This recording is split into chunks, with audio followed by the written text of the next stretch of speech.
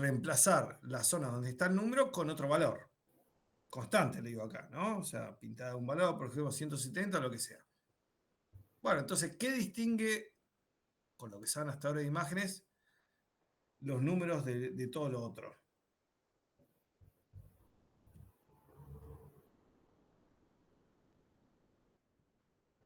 Que tiene un valor alto. Sí, se ve más blanca que si estamos en escala de grises, es un nivel más alto que todo lo demás, ¿no? Hasta ahí coincidimos. Entonces supongamos que encontraron una ROI para cada número, ¿no? Después lo pueden hacer de otra forma si quieren, pero supongamos que hicieron una ROI para cada número. Un rectángulo que contenga el número, por ejemplo.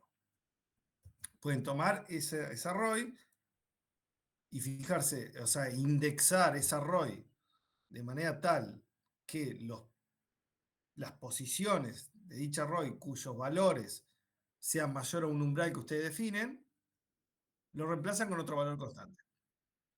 ¿Me explicó? ¿Se entendió el pseudocódigo así hablando en el aire? Sí, yo había pensado en eso, pero me parecía bastante agarrado por los pelos. De No, o algunos de sea, ustedes, yo no tengo ninguno. ¿cómo? Nada, de algunos de ustedes, porque yo no tengo, evidentemente. Todavía no entendí el chiste, muy bien. Me gusta la actitud. No, a ver, esta práctica se basa más que nada en manejo de matrices, indexado, etcétera, etcétera. ¿Bien? Más que, fíjense que no hay, o sea, esta práctica es solamente la unidad 1, donde no vimos ni una técnica de imágenes. ¿Bien? Entonces, bueno, la idea es que puedan hacer eso, indexar, manejarse con ROI, modificar una imagen en base a una ROI, que estén duchos con eso. ¿Bien? Sin ninguna automatización, que eso es lo que más adelante vamos a incursionar, ¿no es cierto? En que no sea a ojo, sino que ya más automático. Aclaro, por la duda, la idea no era detectar automáticamente los números y cambiarle, ¿no? No Claro. va por ahí, no va para nada, va por ese lado, ¿bien? Sí, mi duda era más que nada con ese umbral. ¿Qué se considera claro, qué se considera oscuro? Bueno, a Con ver, respecto a los pensemos de valores que nuevo, toman. pensémoslo, a ver, si no lo querés hacer manual, ¿cómo se te ocurre que podrías hacerlo? Con un poquitito más de lo que vimos en unidad 2, ¿no? Que vimos histograma, por ejemplo. A ver. Pensemos, ¿no? De nuevo, acuérdense que muchas cosas de imágenes ni siquiera son de imágenes, sino que son de procesamiento de señales. Análisis de, que bueno, tenemos la particularidad que acá tenemos señales bidimensionales, que por ahí eso causa un poco de trastabilleo en todo lo que saben. Pero no deja de ser una señal. ¿Bien? Podrías tomar una ROI, hacer histograma, y vos, como es el problema, sabés que vas a tener muchos niveles de grises bajos, que va a ser más bien el fondo y la tecla, y algo alto, que va a ser el nivel, el número. ¿Bien? ¿Eso cómo se vería en el histograma? Y se vería como dos picos, ¿no? O dos, si querés, como dos campanas. Sí, en ese caso tomo la campana Superior. correspondiente a los valores, claro. Podés encontrar máximos locales, quedarte con el más alto, y ese sería tu umbral. Puedes definir un más menos algo, digamos. Y ahí tenés algo semiautomático. Y una vez que se detecta ese valor o ese umbral, ¿qué es lo que nos haría falta más para poder reemplazarlo después en un código, ¿no es cierto? En ese ROI, ¿qué nos haría falta para poder decir a este le cambio el color, a este no, digamos? ¿O qué crees, digamos, que sería?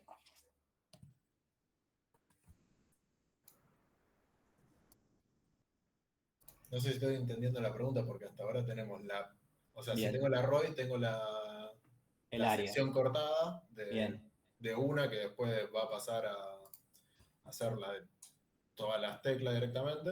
Uh-huh. Obtengo la campana, con la campana obtengo el valor más alto, o sea, el valor de la tecla, y ya con Bien. eso reemplazo los valores a partir de cierto valor. Perdón, reemplazo a partir de cierto valor con el número, creo que era 170, algo así. Ese reemplazo, ¿cómo lo harías? O sea, justamente vos tenés el valor del píxel, que mínimo o máximo, depende cómo lo tomes, que tenés que buscar. ¿Y cómo hacer, qué necesitas para hacer ese reemplazo? Digamos, además del valor final, ¿no es cierto? Me imagino que vos, Jeremías, ya lo estás haciendo mentalmente y no lo estás diciendo, pero es Ujú. un indexado, ¿no? O sea, Claro, Bueno, sí. vos necesitas la ubicación de esos píxeles, ¿no es cierto? Vos tenés Sí. que decir, este de acá sí, este de acá no, este de acá sí, este de acá no. Y al fin y al cabo, ¿qué vos estás diciendo? El elemento de la matriz ubicado en tal y tal lugar, a este le cambio, a este no. Y así. Exactamente, con ese indexado. o Sí, en sea, realidad acá no lo estaba nosotros, pensando como indexado, sino que iba a buscar nosotros cómo se pues, ya hacía. tenemos la cabeza quemada y ya vemos la fórmula, viste, en el aire. Yo ya lo veo. Nada, la idea es que pueda manejar también un poco pseudocódigo, le llamo yo así. Ya lo vamos a ver más adelante, que vamos a tratar de desarrollar ese skill también, ¿no? De tratar de pensar el problema antes de ponerse a codear y ya eso nos da un pantallazo. La idea era acá es tener la imagen e indexarla con una matriz booleana, ¿no? Es un Exacto. poquito la idea, ¿no? Y es indexarla con una matriz booleana, que es un término técnico, pero vos ya te haces la idea que vos tenés el nombre de la matriz, abrir corchete, la matriz mayor a un valor y eso te da una matriz booleana y estás indexando una matriz con otra matriz. Y le Eso. asignás una constante. Es un poquitito el ejercicio mental que uno hace, después ya luego es más fácil plasmarlo en el código. Claro, después cuando vas al código te encontrás ya con, renegás más con código que con la lógica en sí, digamos. Y es la idea, pero siempre y cuando partiendo de este pensamiento. Siempre partiendo, traten de analizar siempre antes qué es lo que quieren hacer, cómo lo van a lograr, porque si no se van a volver locos, porque formas hay y probar cosas, a veces estamos hablando de, van a ver que son matrices grandes y no las van a ver en su totalidad, entonces es mucho más pensamiento de antes y después ejecutarlo, digamos. Y para eso está la práctica, por eso, rómpanse la cabeza ahí, aprovechen y sáquense todas las dudas.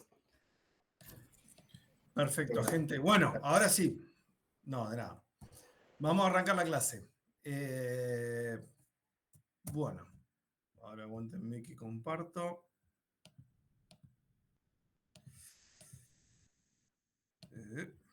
Acá.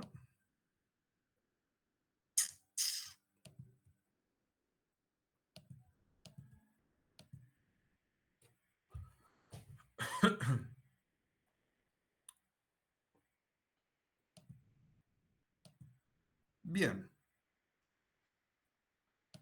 Bueno, volvamos un poco con la teoría de la unidad 2, que es donde nos habíamos quedado.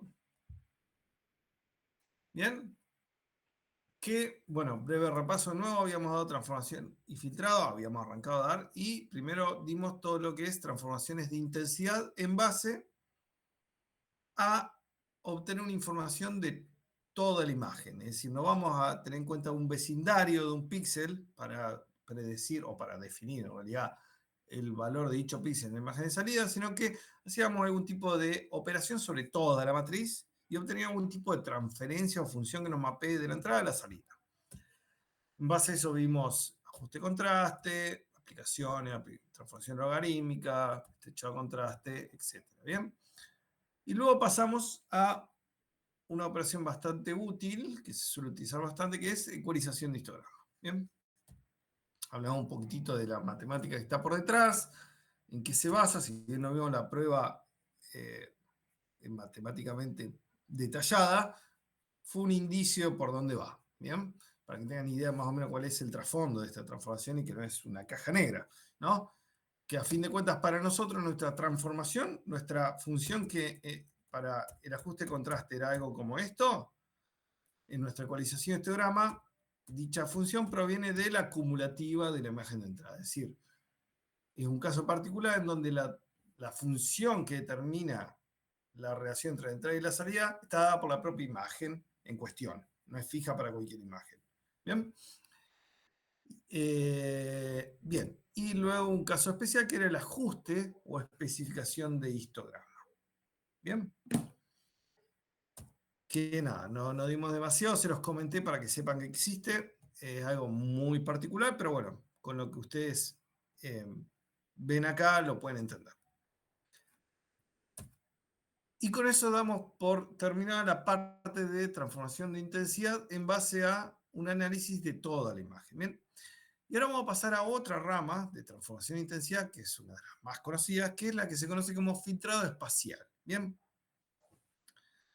En particular, al principio, ahora, vamos a dar filtrado espacial lineal, ¿bien? Que es un caso particular de filtrado espacial. ¿Bien? ¿Y por qué hablo de filtrado espacial? ¿A qué se refiere con espacial? Justamente se refiere a que voy a aplicar una transformación que se va a basar en el análisis en el dominio original de la imagen, es decir, espacial, las coordenadas X e Y. ¿Bien? A contraparte de lo que se conoce como filtrado frecuencial, que es otro tipo de filtrado, que se basa en operaciones en el dominio transformado de la imagen en el dominio de frecuencias, que es generalmente el dominio de Fourier. ¿Bien? Que es un tipo de transformación en el cual uno transforma una señal del dominio base a otro dominio que se llama, en este caso, dominio frecuencial. Es simplemente otra manera de interpretar una señal en base a combinaciones de una base de funciones que puede recrear la función inicial en el dominio base. ¿Bien? Hay toda una teoría por detrás. No es la única transformación que existe, existen pilas de transformaciones. La transformación Fourier es muy útil, sobre todo en imágenes, por eso es muy utilizado. Bien, nosotros no lo vamos a dar.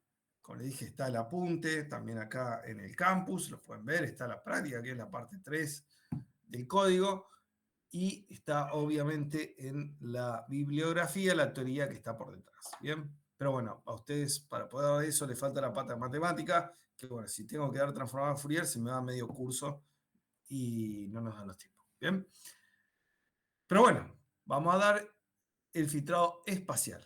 Bien, ¿en qué se basa este filtrado espacial? Bueno, básicamente cuando uno hace filtrado espacial lineal, lo que hace es definir para cada píxel, o sea, define antes que nada un kernel, se le llama. Bien, un kernel no es más que una submatriz, por ejemplo acá sería el representado con W, que va a ser una submatriz, perdón, chiquitita, generalmente en la mayoría de los casos es mucho más chica que la imagen. Por ejemplo, tamaños normales son de 3x3, 5x5, 9x9, generalmente son cuadradas, pero no tienen por qué ser cuadradas, pueden tener forma rectangular. Bien. Y la idea es que con ese kernel, uno va desplazando ese kernel sobre la imagen original y en base a una operación va a obtener el nivel de intensidad de salida de los píxeles de la imagen de entrada. Es decir, por ejemplo, supongo que tengo esta imagen que se ve de fondo, ¿no?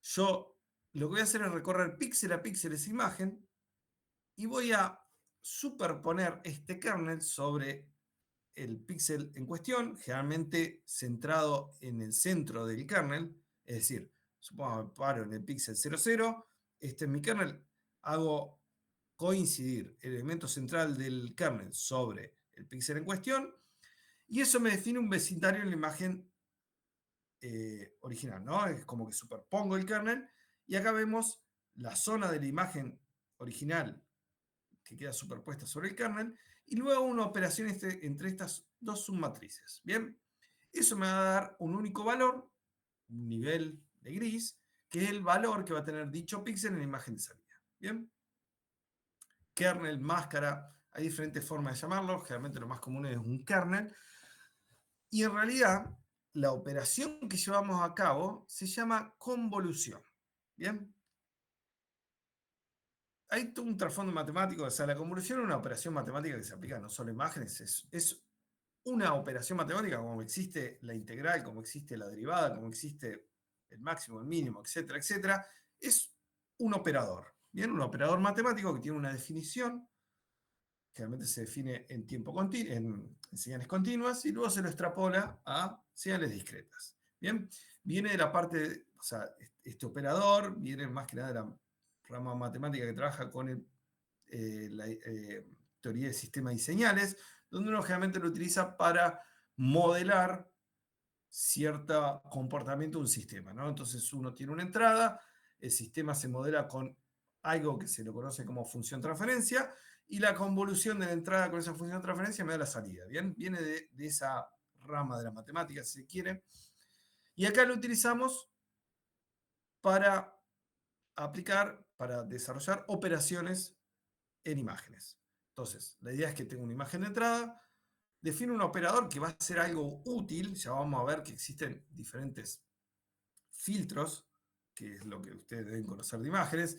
el filtro para hacer, por ejemplo, realzar las altas frecuencias, un filtro para remover ruido, un filtro para, no sé, suavizar una imagen, ¿bien? Todos esos son que hacen que la operación haga eso que queremos, ¿no? Suavizar, realzar frecuencia, etcétera, etcétera. ¿Bien?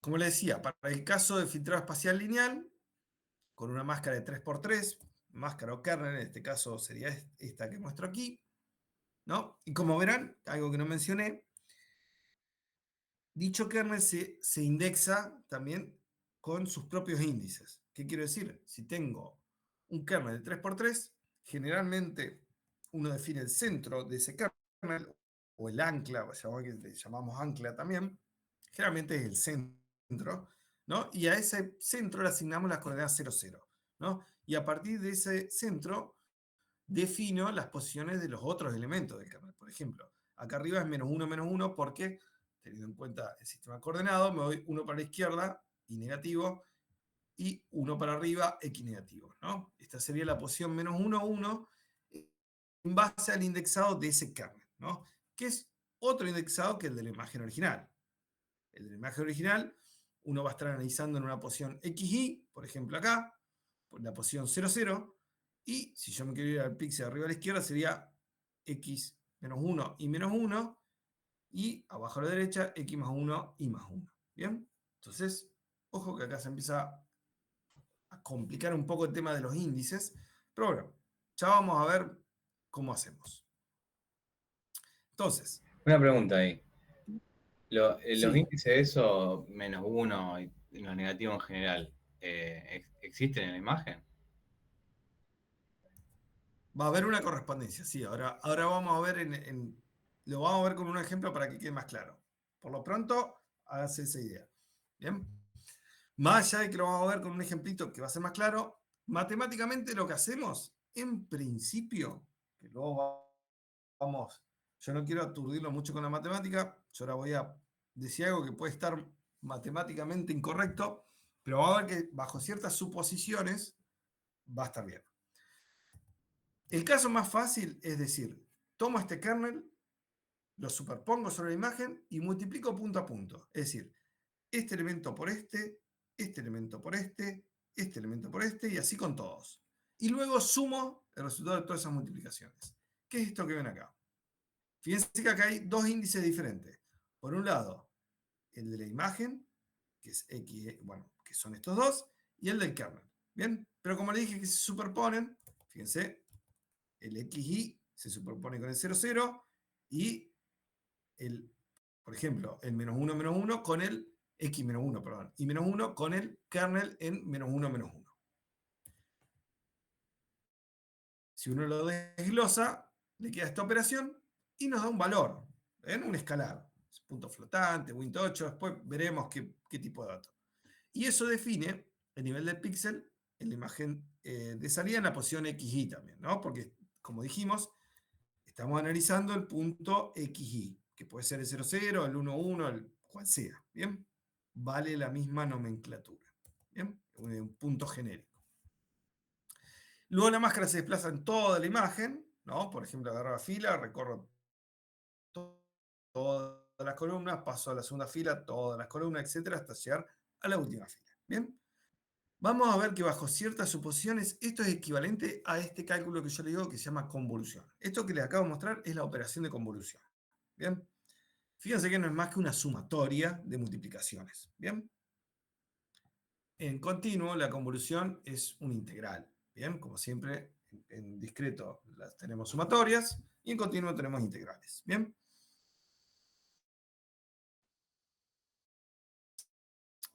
Esa suposición que yo digo es que el kernel sea simétrico. Es decir, que si yo lo espejo izquierda-derecha y arriba-abajo, tengan los mismos valores. Si se da esa condición, esto es la convolución.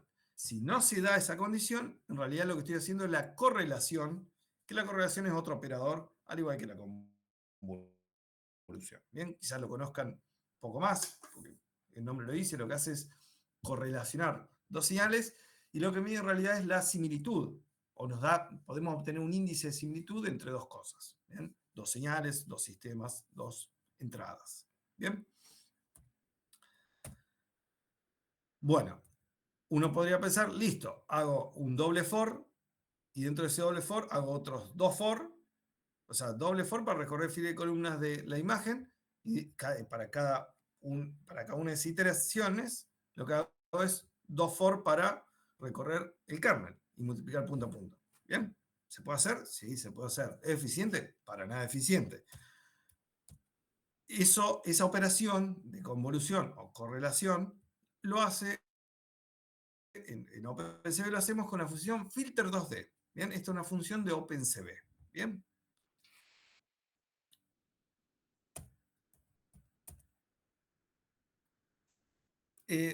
Esperen, antes... Bueno, se los menciono cómo funciona y después vamos a ver un par de imágenes que son bastante más prácticas para entender qué está pasando. Esta función que toma, la vamos a usar muchísimo, por eso la pongo acá bien tangible. Toma la imagen de entrada, este parámetro DDEP, que lo vamos a ver de acá hasta que termino la materia, que lo que hace es definir el tipo de datos de la imagen de salida. Vamos a ver que es muy común en OpenCV que esté este parámetro en un montón de funciones, porque muchas veces uno trabaja, por ejemplo, con la imagen de entrada en tipo Win8 y quiere que la salida sea punto flotante, para no perder precisión, por ejemplo. Bueno, si acá le ponemos DDEP float, nos va a dar el tipo, bueno, en realidad el tipo de datos que vimos de OpenCV, ¿no? ¿Se acuerdan? Con la nomenclatura de OpenCV. Bien, luego que tenemos el otro parámetro que es kernel, que justamente se le pasa una submatriz, así como acá, por ejemplo, puede ser la creamos a mano, un ampli array de 3x3 con los valores de los kernel, que obviamente luego vamos a ver cómo se definen esos valores. Bien, pero supongamos que lo tenemos.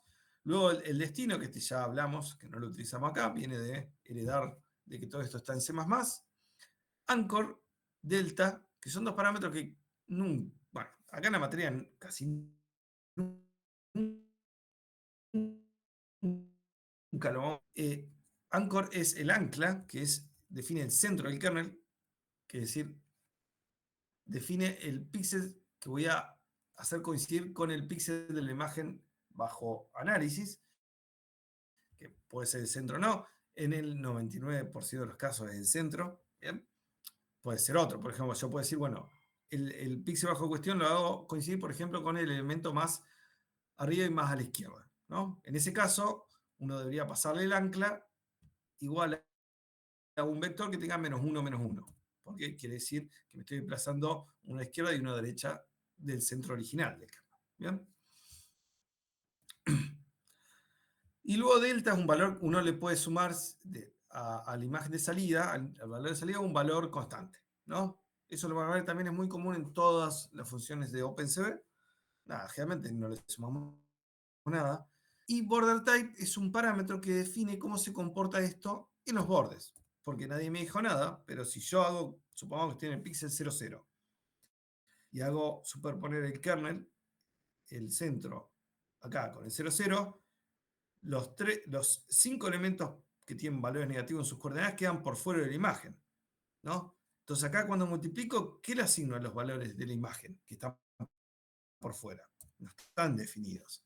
¿Bien? Bueno, eso hay que hacer algo. Y eso es lo que hace este flag, que lo que hace es definir cómo se comporta o cómo se rellena esos valores en base a diferentes comportamientos que se puede setear. ¿Bien? Y acá veo un ejemplo de cómo se llama la función, ¿no? Por ejemplo, acá se llama filter2D, le paso la imagen, DDEP le pongo -1, que quiere decir que el tipo de datos de salida es el mismo que el tipo de entrada.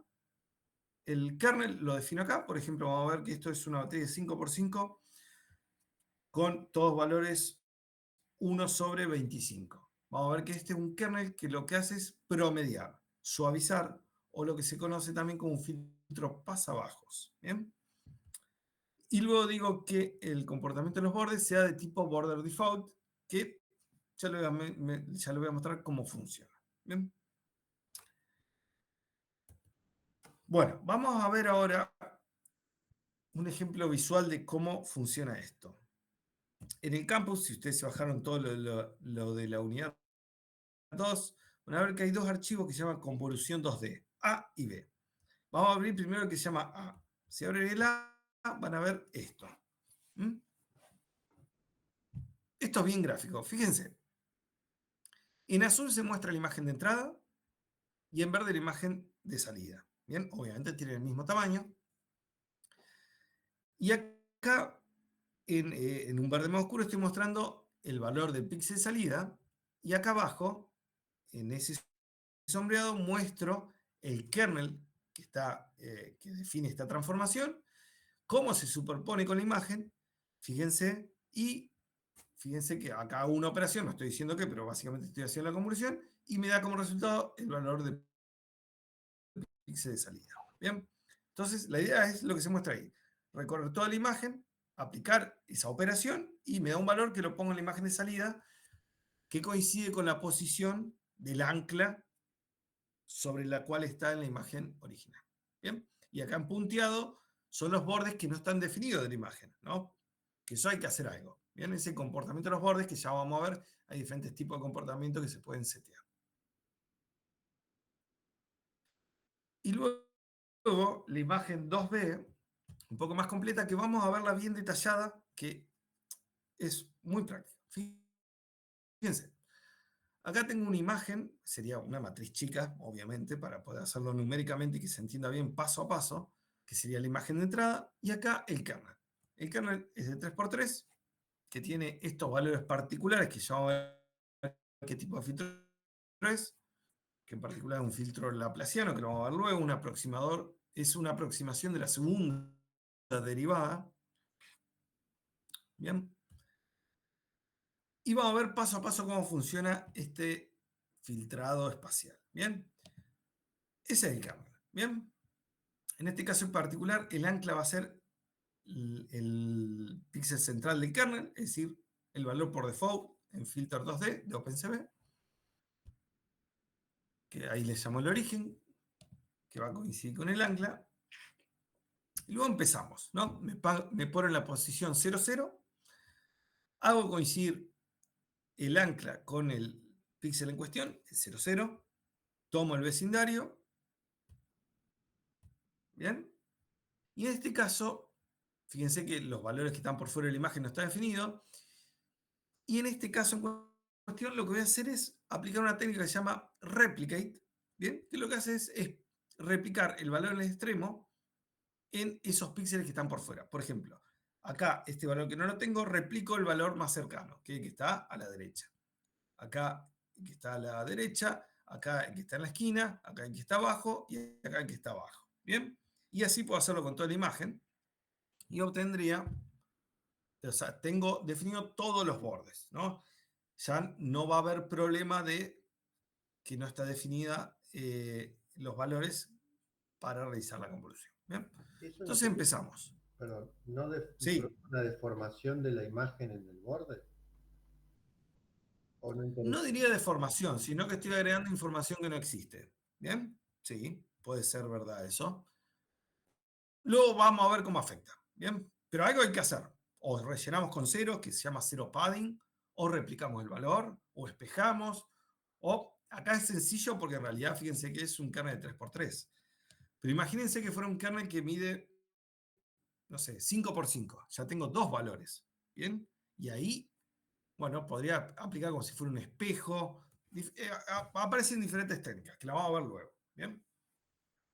Pero esto siempre va a pasar, porque es un fenómeno que se llama o sea, que aparece cuando uno utiliza convolución o correlación. ¿Bien? Básicamente, uno tiene que como subsanar, porque cuando queremos aplicar estos filtros nos encontramos con que va a lanzar error cuando recorremos los bordes. Entonces esto es como una técnica, o lo que se va a aplicar era para subsanar ese error. Queda después nosotros verificar cuál de todas esas técnicas posibles, o de esa forma de expandir la imagen, afectaría menos, porque ya sea que agreguemos ceros o agreguemos algún número en particular, es información extra, como mencionaba Gonza. Pero es algo que nosotros que hay que aplicar para evitar el error a la hora de procesar la imagen, digamos. Claro, o sea, tiene que estar definido. Si no, esta multiplicación no se puede aplicar. ¿Bien? O sea, no tengo definido los valores. Tengo que hacer algo para que exista ese valor. ¿Bien? Entonces, bueno. Fíjense acá. Lo que hago es multiplicar punto a punto. 0 por 7, menos 1 por 7. Fíjense ahí. 0 por 7, menos 1 por 7, 6 por 0, 7 por menos 1 y así con todos los valores. Multiplico, me da un valor, sumo. Me da 9. Listo. Asigno en dicha posición, en la imagen de salida, le asigno 9. ¿Bien? Luego me muevo a la derecha. Fíjense acá, tengo que rellenar solamente 3 valores. No 5 como era en este caso, que era justo a la esquina. Lo relleno y hago exactamente lo mismo. Multiplico punto a punto, sumo. Pueden tener valor negativo, positivo. Eso va a depender de cómo esté definida la imagen y cómo esté definido el kernel. Y asigno. Y así voy haciendo con todos los elementos. ¿No? Desplazo y listo. Tengo mi imagen de salida. Eso que vimos ahí se llama correlación, que en el caso de que el kernel sea simétrico, es lo mismo que la convolución.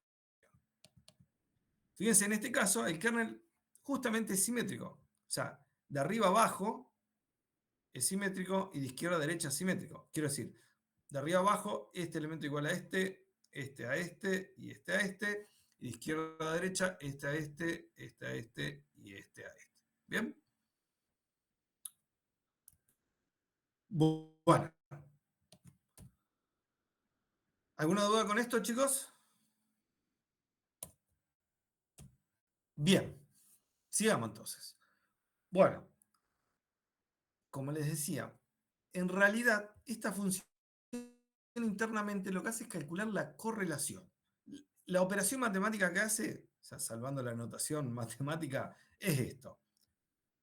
Recorre todos los puntos de x, y para cada punto lo que hace es hacer una sumatoria de multiplicaciones entre el kernel y la imagen de entrada. ¿Bien? Esto es una sumatoria en x', y', que son los elementos que recorren al kernel, y lo que estoy haciendo acá es indexar en base a la posición x, y en estas posiciones del kernel. ¿Bien? Teniendo en cuenta el ancla. ¿Bien? Si el ancla es 0, 0, que es una valor por default, el centro en realidad del kernel, no 0, 0, va a ser el centro justamente, o sea, esta operación va a estar centrada en el kernel. ¿Bien? En realidad, la convolución lo que hace es primero hacer un espejado del kernel, es decir, para que sea la convolución propiamente dicha, lo que hay que hacer es espejar el kernel izquierda, derecha y arriba, abajo, y luego hacer este procedimiento. ¿Bien? Pero si el kernel es simétrico, no hay problema, es lo mismo. ¿Bien? Y acá les dejo, si nosotros quisiéramos, se da el caso que tenemos un kernel que no es simétrico y queremos calcular exactamente la convolución, bueno, lo que hay que hacer en ese caso es nosotros manualmente espejar el kernel antes de utilizar esta función, que eso lo podemos utilizar, hacer una función flip, que luego le voy a dar un ejemplo para que lo tengan en Python, y redefinir el ancla en base a cómo se espejó. ¿Bien? Si el kernel es cuadrado y el ancla está en el centro, el ancla va a quedar en el mismo lugar. Ahora, si tenemos un caso muy raro que el kernel no es cuadrado y el ancla está en otro punto que no era el 0, 0, bueno, se define como muestro acá. ¿Bien?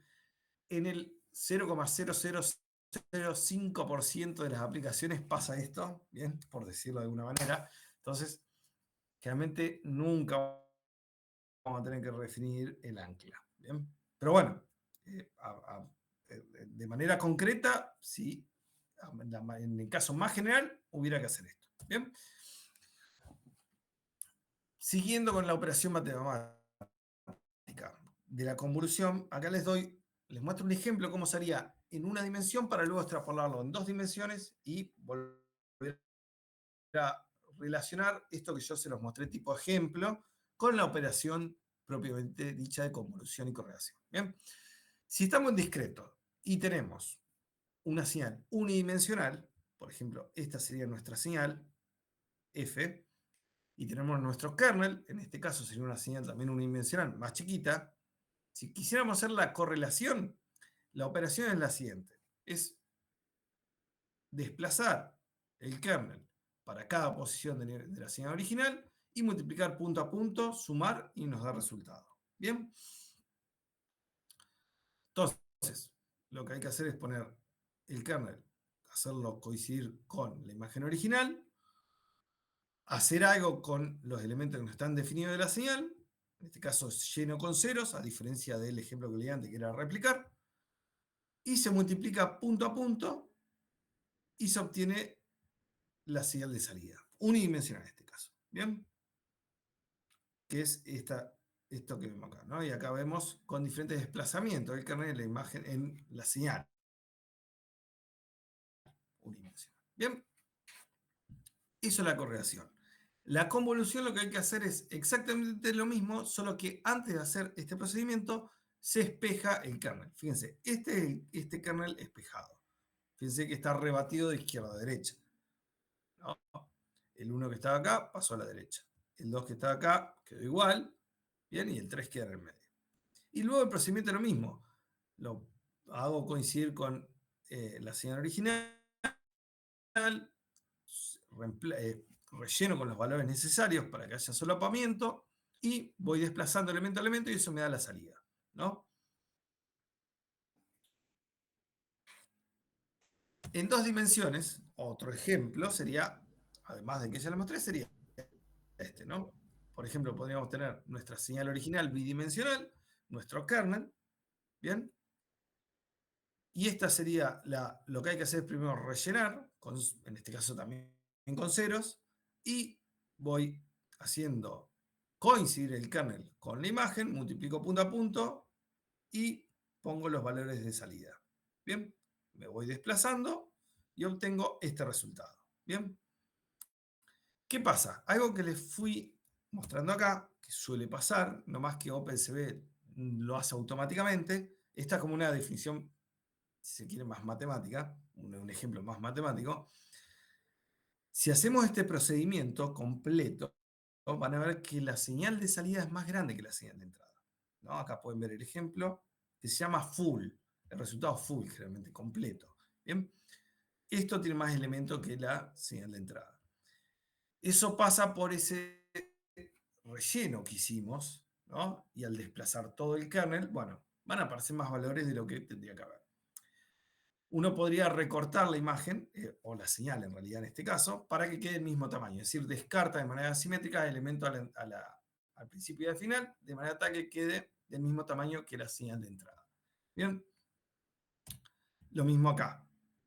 Si yo estrictamente desplazo el kernel por toda la imagen con padding, ¿no? Con relleno, tengo esta señal, imagen o señal bidimensional, que es más grande que la imagen original, ¿no? Si recorto de manera centrada, obtengo esto, ¿no?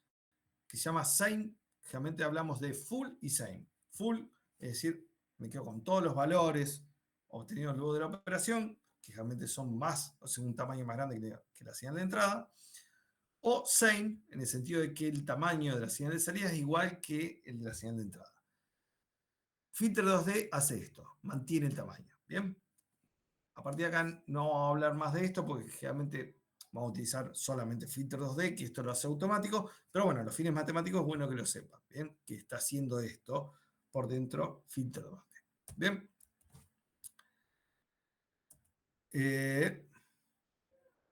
Bien. ¿Alguna duda hasta acá? Bien. ¿Cuáles son los comportamientos en los bordes que antes les fui mencionando, ¿no? Esto que decíamos acá, este flag que se llama border type, que acá lo vimos, por ejemplo, que rellenamos con ceros, y el otro ejemplo que les mostré del GIF, rellenábamos con un espejado del valor más cercano de la imagen. ¿Bien? Bueno, hay diferentes formas de comportamiento, en la teoría hay muchísimos, implementados en OpenCV están estos que muestro acá, que son flags, que lo que hacen es implementar el comportamiento que se muestra acá a la derecha. ¿Bien?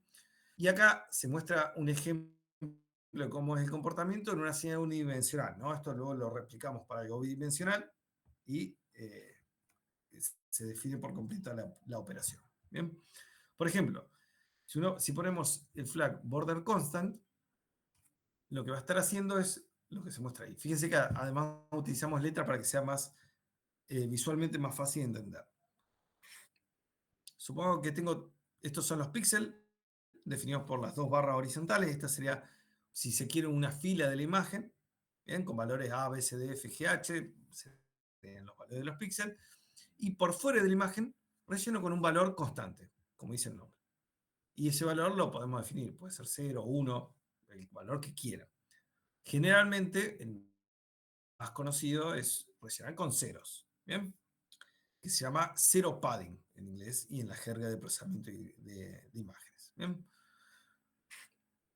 Luego tenemos border replicate, que lo que hace es justamente lo que se mostró en el ejemplo del GIF, que lo que hace es replicar el valor más cercano, o el último valor, en realidad, ¿no? Fíjense, acá en el borde, el valor más cercano es A. Bueno, repito tantas veces como sea necesario dicho valor, y del otro lado, el otro, que sería H en este caso. ¿Bien? Otra forma es utilizar el flag border reflect, que lo que hace es, como dice el nombre, hacer como si fuera un espejo. O sea, pongo un espejo acá y repito el primer valor, el segundo, el tercero, etcétera, etcétera. Y lo mismo al otro lado. ¿Bien? Luego hay otras cosas más raras, como por ejemplo border wrap, que difícilmente lo utilicemos, que lo que hace es, como dice el nombre, wrap, es dar vuelta. O sea, fíjense, acá, ¿qué valor asigno? Y el valor del otro extremo. Es como si fuera un buffer circular. ¿Bien? De acá vuelvo al final y voy recorriendo para atrás. H, G, F, E, etcétera, etcétera. Y acá lo mismo, ¿no? H, ¿cuál sigue? El del otro lado. A, B, C, D, F, G, y esto lo tomo como si fuera circular. ¿Bien? Luego tenemos una variante de reflect, que es reflect 101, que lo que hace es replicar el valor más cercano sin tener en cuenta o sin repetir el valor del extremo. ¿No? O sea, fíjense que acá no reemplazó con A, sino con B, para que no se repita el valor. Puso B, C, D, F, igual a esto, solamente que no repite el valor más extremo. ¿Bien? Y luego, este es más raro aún, que esto nunca vi que lo utilicen, pero bueno, está implementado, que es transparente.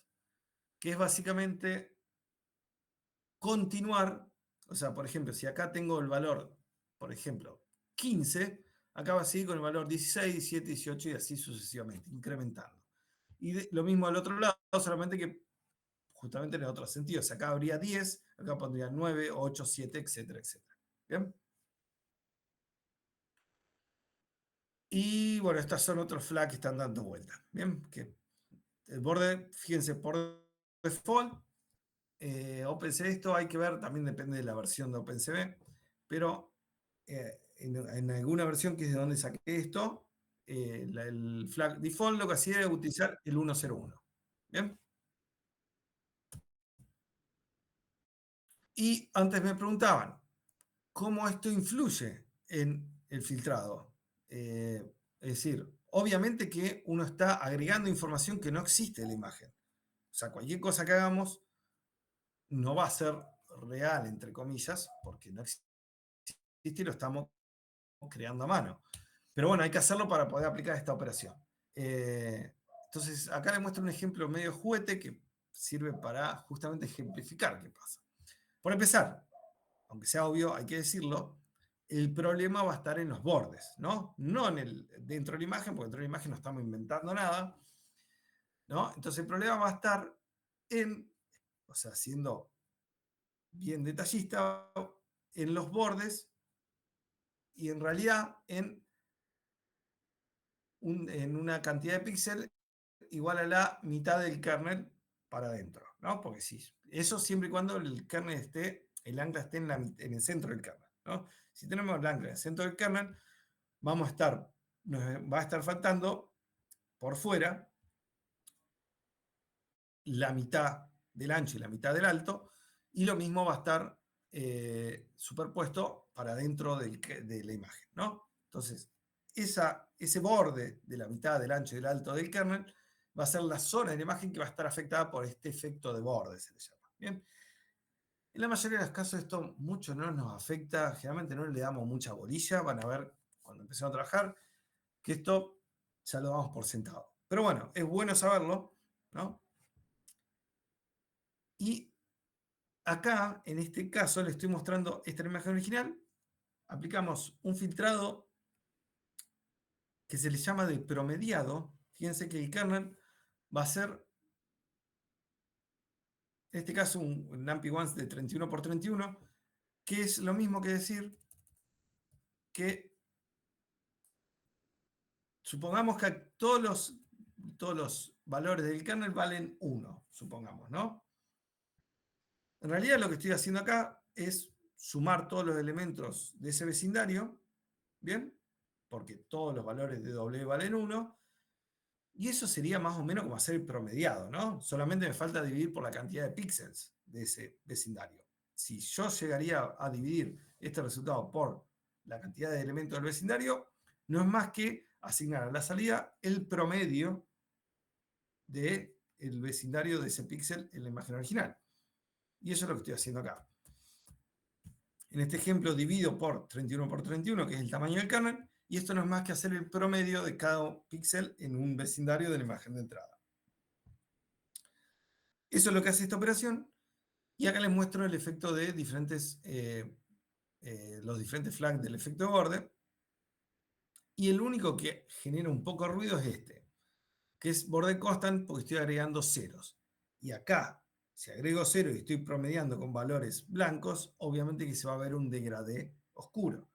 No pasa acá, porque como completo por ceros, y si tomo un promediado en esta zona, voy a seguir teniendo ceros en ese lugar, ¿no? Entonces, el promedio da igual. ¿Bien? Ya, ahora cuando vayamos avanzando se va a entender mejor. ¿Bien? Vamos ahora al código. Vamos al script que se llama transformación y filtrado parte 2. ¿Bien? ¿Así se ve bien el font o quieren más grande? Se ve bien. Se ve bien, se ve bien. Bien. Vamos a empezar. Como siempre, recuerden tener activado el entorno virtual. Vamos a cargar las librerías. Cargamos nuestra imagen, que se llama Squares Black and White. Fíjense que acá yo voy cambiando, o voy llamando a la función de diferente manera para que ustedes vayan viendo. Acá le digo a la función Ingrid directamente que la cargue como grayscale. ¿Bien? Esto va a hacer que la imagen, si forzamos que la carga de la imagen sea tal que la imagen sea en escala de grises, o sea, bidimensional. Si la imagen era color, la va a pasar a escala de grises. ¿Bien? Gonza, Luego perdón que vamos a te ver cosas. interrumpa. Sí. Piden si puedo agrandar un poquito más. Bien. Ahí estamos. Bien. Sí, ahí dijo que sí. Bien. Esta es la imagen. Son valores ceros y 250. Fíjense. En este cuadrado es 0 y acá 250, ¿no? El kernel, ¿qué va a hacer? Esto que mostramos acá, un NumPy array de 31 por 31 con valores igual a, esto es un NumPy ones, fíjense, tipo float, y lo divido por el tamaño del kernel. ¿Bien? Entonces, si aplico la convolución, lo que voy a hacer en realidad es calcular el promedio de cada píxel en un vecindario y se lo asigno a la salida. ¿Bien? Entonces, ya uno intuye cuál va a ser el problema en los bordes, ¿no? Porque si yo me paro acá, tomo un vecindario que está por fuera de la imagen, y bueno, voy a estar promediando con píxeles inventados por fuera, ¿no? Si los valores que estoy inventando son iguales que los de la imagen, bueno, el promedio va a ser igual, no va a haber ruido, ¿bien? Como por ejemplo, acá no va a haber problema, acá no va a haber problema, en ninguno de los lados donde vale 0 la imagen original, pero sí lo va a haber, eso va a haber problema en el caso de que sea, antes cuando dije eso, aplica al caso de relacionar con ceros. Si hago un border reflect, por ejemplo, que repite los valores, no va a haber ningún problema, porque en realidad voy a estar replicando los mismos valores, 0 acá y 250 acá, y no hay problema. El problema es cuando relleno con 0, por ejemplo, acá, porque voy a estar rellenando con valores diferentes al lado de la imagen, cuando todo el promedio va a afectar. Bien. Entonces, vamos a hacer un gran subplot con todos los valores de border constant. Bien, y en cada subplot de 2×3, 2 filas, 3 columnas. Y acá llamo a filtro 2D, le paso la imagen, le digo el tipo de datos salida igual al de entrada, le paso el kernel y voy especificando diferentes tipos de border type. Bien, por ejemplo acá default, replicate, wrap, reflect y constant. Bien, vamos a replicar el ejemplo que mostré en la transparencia. Bien, ¿no? Fíjense que veamos primero qué pasa dentro de la imagen, ¿no? Ese promedio lo que hizo es, fíjense, agregar borrosidad. Bien, ahora luego vamos a formalizar este filtro, que es un caso particular de un filtro pasabajo. Bien, pero promediar no es más que, de alguna manera, suavizar la imagen, ¿no? Y fíjense, border default dijimos que era reflect 101 y no hay problema. O sea, en los bordes veo que se comporta como uno esperaría porque estoy rellenando con los valores, con los mismos valores que tiene la imagen en la zona bajo cuestión. Replicate lo mismo, wrap lo mismo, reflect lo mismo, el único que genera un poco de problemas es border constant, ¿no? Porque acá fíjense que se ve este degradé justamente porque estoy promediando con píxeles por fuera que rellené con 0, diferente al 250 que tenía la imagen. ¿Bien?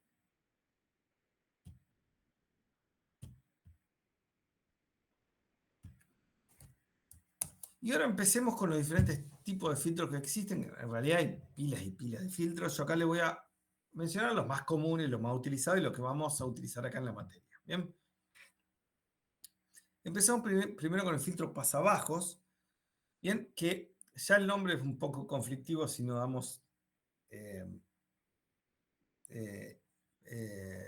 imágenes en el dominio frecuencial, porque el nombre viene justamente de ahí. Pasabajos viene del hecho de que estos filtros lo que hacen es dejar pasar solamente frecuencias bajas de la señal de entrada. Bien, por eso pasabajos. Ahora, si yo estaría hablando de audio, y yo le digo un filtro pasabajos, la mayoría me va a entender y va a decir, bueno, se va a escuchar más grave el audio, porque para ustedes es fácil entender el dominio frecuencial en señales de audio, digo en general, porque generalmente es algo más común que imágenes, y ustedes ya comprenden, ¿no? O sea, o intuyen que baja frecuencia se escucha grave, alta frecuencia se escucha agudo. Entonces, si yo le digo que aplico un filtro pasabajos, en realidad lo que voy a tener es que la señal original la voy a escuchar más grave. Es decir, rechacé las altas frecuencias. Bien. Ahora, ¿cómo se extrapola eso en imágenes? Bueno, es un poco más complejo, pero en imágenes piensen que las altas frecuencias de una imagen son alta tasa de cambio de niveles de grises. Como en el audio es alta tasa de variaciones de presión en una señal unidimensional, en una señal de audio que sea una señal unidimensional, ¿no? Entonces, un filtro pasabajo en imágenes lo que va a hacer es evitar que pasen altas variaciones de tasa, altas variaciones de niveles de gris en la imagen original, lo que en zonas dadas de la imagen, lo que se traduce en una suerte de difuminado de la imagen, ¿no? O sea, pérdida de detalle, promediación, llámenlo, hay diferentes acepciones. Promediación es un caso particular de filtro pasabajo, ¿bien? Difuminado, pérdida de detalle, etcétera, etcétera. Bien, eso es lo que hace un filtro pasabajos. En general, todos los coeficientes de los filtros, todos los coeficientes de filtro deben ser positivos, y en caso más simple, es con todos los coeficientes iguales a 1. Bien, eso sería en principio, pero ¿qué pasa? Si uno hace eso, supongamos que no está este 1/9 acá. No olvídense este 1/9. Y supongo que valen todo 1. ¿Qué está pasando? Estoy haciendo esto que yo decía, ¿no? Es básicamente sumar todos los elementos que quedan sobre el vecindario en cuestión. Obviamente que acá no estamos yendo fuera de escala, ¿no? Porque supongamos que el tipo de dato Wint 8 y supongamos que puedo tener que todos los valores de la imagen de entrada valen 255. Y si tengo 9 elementos, estoy multiplicando 9 por 255. Me fui de escala del tipo de dato, ¿no? Realmente no queremos eso, ¿bien? No queremos que nos vayamos de rango. Entonces lo que hacemos es generalmente escalar de manera tal de que la suma de todos los elementos del kernel dé 1. ¿Bien? ¿Es obligatorio hacerlo? No, no es obligatorio hacerlo. Es una buena práctica y en general se suele hacer. ¿Bien? Entonces por eso acá estoy viendo por 1/9, porque son la cantidad, o la cantidad de píxeles o la suma de los píxeles. En este caso coincide, ¿no? La cantidad de píxeles son 9 y la suma es 9. Si fueran diferentes valores a 1, lo que se hace es dividir por la suma de los elementos del kernel. ¿Bien? Esto cambia la imagen. En realidad no cambia, porque es una constante, ¿no? Si yo no pongo un 1/9, lo único que estoy teniendo es un cambio de escala, ¿no? Porque esto lo aplico a todos los píxeles de la imagen, ¿no? Entonces sería como hacer esto sin la constante y luego multiplicar píxel a píxel por una constante. Es exactamente lo mismo. ¿Bien? Sí. ¿Hay algún filtro para volver para atrás, digamos? O sea, que de esa imagen borrosa, vos colocándole el kernel adecuado, le recuperás no sé cómo decirlo, la definición. El deblurring, sí. Eso lo vamos a ver en la unidad 4, que es restauración. ¿Bien? La respuesta es, si tengo que ser totalmente, digamos, teóricamente correcto, es no. No existe porque vos perdiste información. O sea, no hay manera. No podés reconstruir exactamente lo que hiciste porque la imagen cambió. Sí vos podés hacer una estima. ¿Bien? Vamos a ver métodos para tratar de, por ejemplo, volver de esta imagen a esto. El caso clásico de tratar de hacer un deblurring se llama. Este fenómeno de aplicar borrosidad, en inglés se conoce como blur o blurring, y digamos, la operación opuesta es el deblurring. ¿Bien? Hay pilas y pilas de técnicas para hacer eso, y vamos a verlo. ¿Bien? Algunas de ellas. ¿Bien? Pero bueno, si uno tiene que ser totalmente, digamos, correcto con los términos, vos de acá a acá perdiste información, ¿no? No tenés más esa información de cómo la imagen era original. Entonces, para volver a esto, a menos que vos sepas exactamente cómo era tu kernel, o sea, si vos sabés exactamente el proceso de degradación para llegar a esto, podrías llegar a volver a la imagen original. Prácticamente eso no pasa nunca. ¿Bien? Sí podés hacer cosas para estimar esto. Estimar en un sentido probabilístico. ¿Bien? Bien, volviendo a esto, como decía, ¿no? El efecto del filtro es agregar borrosidad y la pérdida de detalles de la imagen. Usualmente esto se utiliza como, o para un fenómeno visual que uno quiere quitar detalles por algún caso en cuestión, para, por ejemplo, tener una imagen que es muy edgy, se le llama, se ven mucho los bordes, o se ve muy resaltados los bordes y quisiera suavizarlo por un efecto visual, bueno, por ejemplo, acá tenemos, ¿no? Un filtro de pronunciación 3x3 genera esto, ¿no?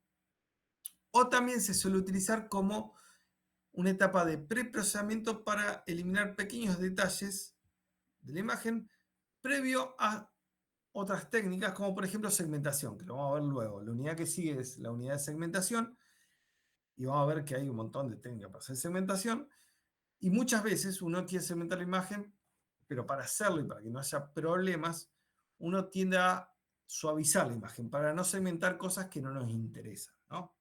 Por ejemplo, si somos observadores en esta imagen, el fondo se ven como unas rayas horizontales, ¿no? Si uno quisiera segmentar el cameraman, que es la persona que está acá, y bueno, yo no quiero detectar las líneas, ¿no? Segmentar esas líneas o esos cambios de intensidad que se ven en el fondo, ¿no? Entonces, si yo suavizo, puedo tener algo como esto, ¿no? Que ya ese problema no lo tenemos. Bien, esto lo vamos a retomar luego en la unidad que viene. Perdóname, me quedé con la idea de volver para atrás.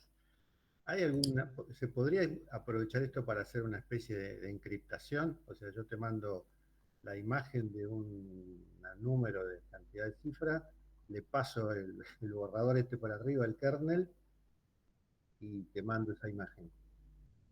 Se podría llegar a hacer, no es lo más común. Medio raro. Sí, el tema de encriptación va por otro lado, que es técnicas de encriptación, sí. justamente dice. Pero si vos querés hacerlo por algún motivo en particular, sí, se podría. Vamos a ver, yo le voy a enseñar una técnica que se llama filtrado de Wiener, que es un tipo de, otra técnica de procesamiento de señales, que acá lo aplicaba en particular para imágenes, que si uno tiene el modelo del kernel que generó la degradación, puede aplicar esta técnica y reconstruir la imagen. ¿Bien? ¿Qué pasa? Ahora, generalmente es muy difícil reconstruirla exactamente igual, ese es el tema. Si vos querés fidelidad al 100%, está medio difícil. ¿Bien? Si vos te la bancás que haya cierto error, puede ser.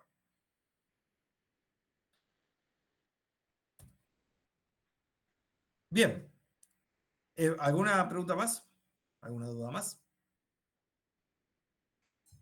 Bien. Sigamos entonces. ¿Cómo está el filtro pasabajos? Para la ¿Cómo? dirección de borde, ¿vamos a usar la clase o...? ¿Quién habló? Lautaro, acá. Sí, ¿qué me decías? Disculpa. ¿Qué se usaba? Porque vos dijiste que esto era con un tema de suavizar los bordes. ¿Qué Sí, usábamos para detectar los bordes directamente? sí. ¿Y qué dijiste? ¿Lazo? Si escuché mal. Si usábamos la Plus. Después vamos a utilizar algo de la... Sí, vamos a ver. Ahora, cuando vayamos avanzando con esta unidad, van a ver que para llegar a segmentación, en realidad hay diferentes formas, pero lo más común es utilizar algún tipo de aproximación de la derivada, ¿no? Porque uno quiere encontrar bordes, y para detectar bordes en imágenes, primero hay que definir qué es un borde, ¿bien? Y van a ver que un borde, uno subjetivamente hablando, lo define como zonas donde hay alta tasa de cambio de niveles de grises, ¿bien? Y para eso uno utiliza el concepto de derivada, y para la derivada en continuo hay que aproximarla en discreto, y para eso hay diferentes aproximaciones. Uno puede empezar en la derivada de primer orden, segundo orden, tercer orden, lo que sea. ¿Bien? Ya vamos a llegar ahí. Pues ya, perfecto. Bien. Entonces, como está el filtro pasabajos, está también el filtro pasaltos, que hace lo opuesto. Bien, dejar pasar alta frecuencia. Es como si yo les digo, tengo una señal de audio y le aplico un filtro pasaltos, que voy a tener un audio cuyas componentes de baja frecuencia van a estar disminuidas. Es decir, se va a escuchar mucho más agudo. ¿Bien? O mucho, bueno, mucho es relativo, dependiendo del filtrado que apliquemos, ¿no? En imágenes, lo que pasa es el análogo, que sería dejar pasar, o sea, asignar altos niveles de gris en la imagen salida en las zonas donde la imagen original tiene alta tasa de cambios de niveles de grises, ¿no? Hablemos en términos subjetivos, ¿no? Para no ponernos estrictos con la matemática. Pero el concepto creo que se lleve, ¿no? O sea, lo que es una señal aguda en audio, en una imagen es una zona donde hay una alta tasa de cambio de niveles de grises. Por ejemplo, acá, fíjense que pasamos del fondo, que es un gris claro, digamos, al tapado del cameraman, que es negro casi. Entonces, en esa zona hay una alta tasa de cambio de nivel de grises, ¿no? Localizada. Entonces, justo en el borde, en la imagen salida, yo quisiera que se le asigne un alto nivel de gris, porque quiero justamente dejar pasar esas zonas que tienen alta frecuencia, si se quiere, o alta tasa de cambio de niveles de grises. ¿Bien? ¿Qué es lo que muestro acá, no? Este resultado es un filtro pasaltos de 3x3 sobre esta imagen. Fíjense, la salida, aunque parezca trivial, lo digo, es una imagen, ¿no? Siempre vamos a tener una imagen de salida. Y en este caso va a ser una imagen que va a tener niveles de grises altos en las zonas donde la imagen original tenga alta tasa de cambio de niveles de grises. Que son justamente, fíjense, en este caso en particular, los bordes del cameraman, ¿no? Y los bordes también del trípode y demás. ¿Bien? Esto ya es una antesala de lo que sería segmentación. Una Medio pregunta. extracción de lo que decía ahí el compañero. Sí. El 8S que está en la matriz, en el kernel, ¿lo elegiste así random o tiene alguna explicación? Ahora voy justamente al valor. Ahí va. El kernel para un filtro pasa altos, hay muchas, o sea, filtros, el diseño de filtros hay a patadas, y lo que yo les muestro es lo más común que se suele utilizar en la práctica. La idea es resaltar zonas de alta tasa de cambio de nivel de grises, ¿no? Esa es la idea. Bien, ahora, ¿cómo lo implementamos en un kernel? Bueno, una es esta que vemos acá. A ver, si yo observo este kernel, ¿qué está haciendo? ¿No? Primero le damos lo que dice acá. Dice, los coeficientes del filtro deben ser positivos cerca del centro y negativos en la periferia. Esto en realidad es lo más común. Puede haber otras formas, sí, obviamente puede haber otra forma, pero lo más común es esto, ¿no?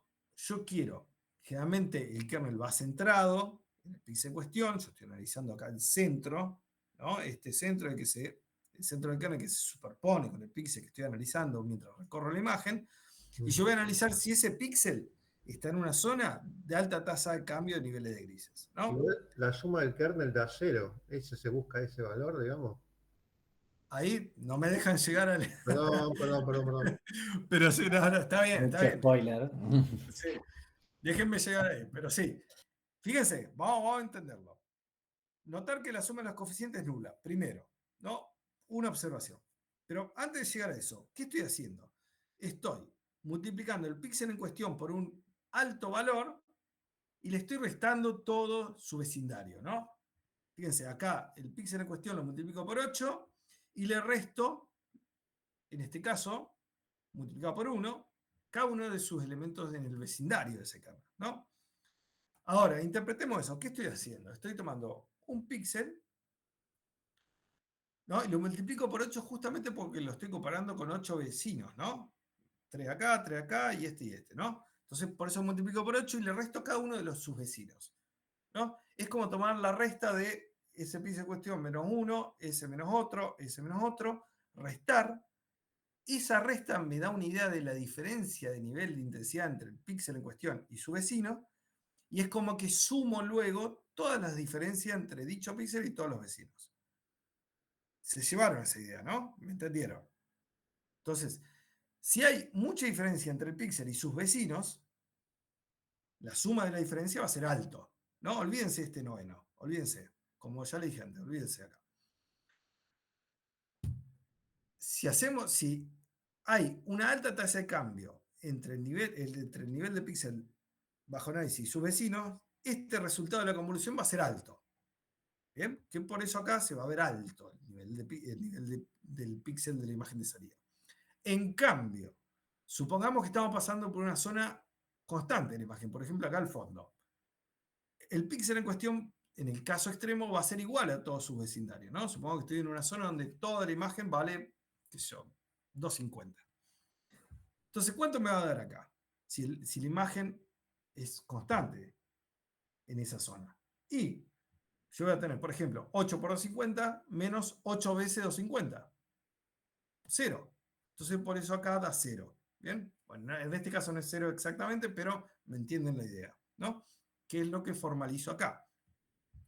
Notar que la suma de los coeficientes es nula, de manera que cuando se encuentra en una zona de nivel de gris constante, la salida de la máscara es nula. Es justamente lo que quiero. Yo quiero que la salida valga 0 en zonas donde no hay alta tasa de cambio de niveles de grises. ¿Bien? ¿Respondí las preguntas que me fueron haciendo antes?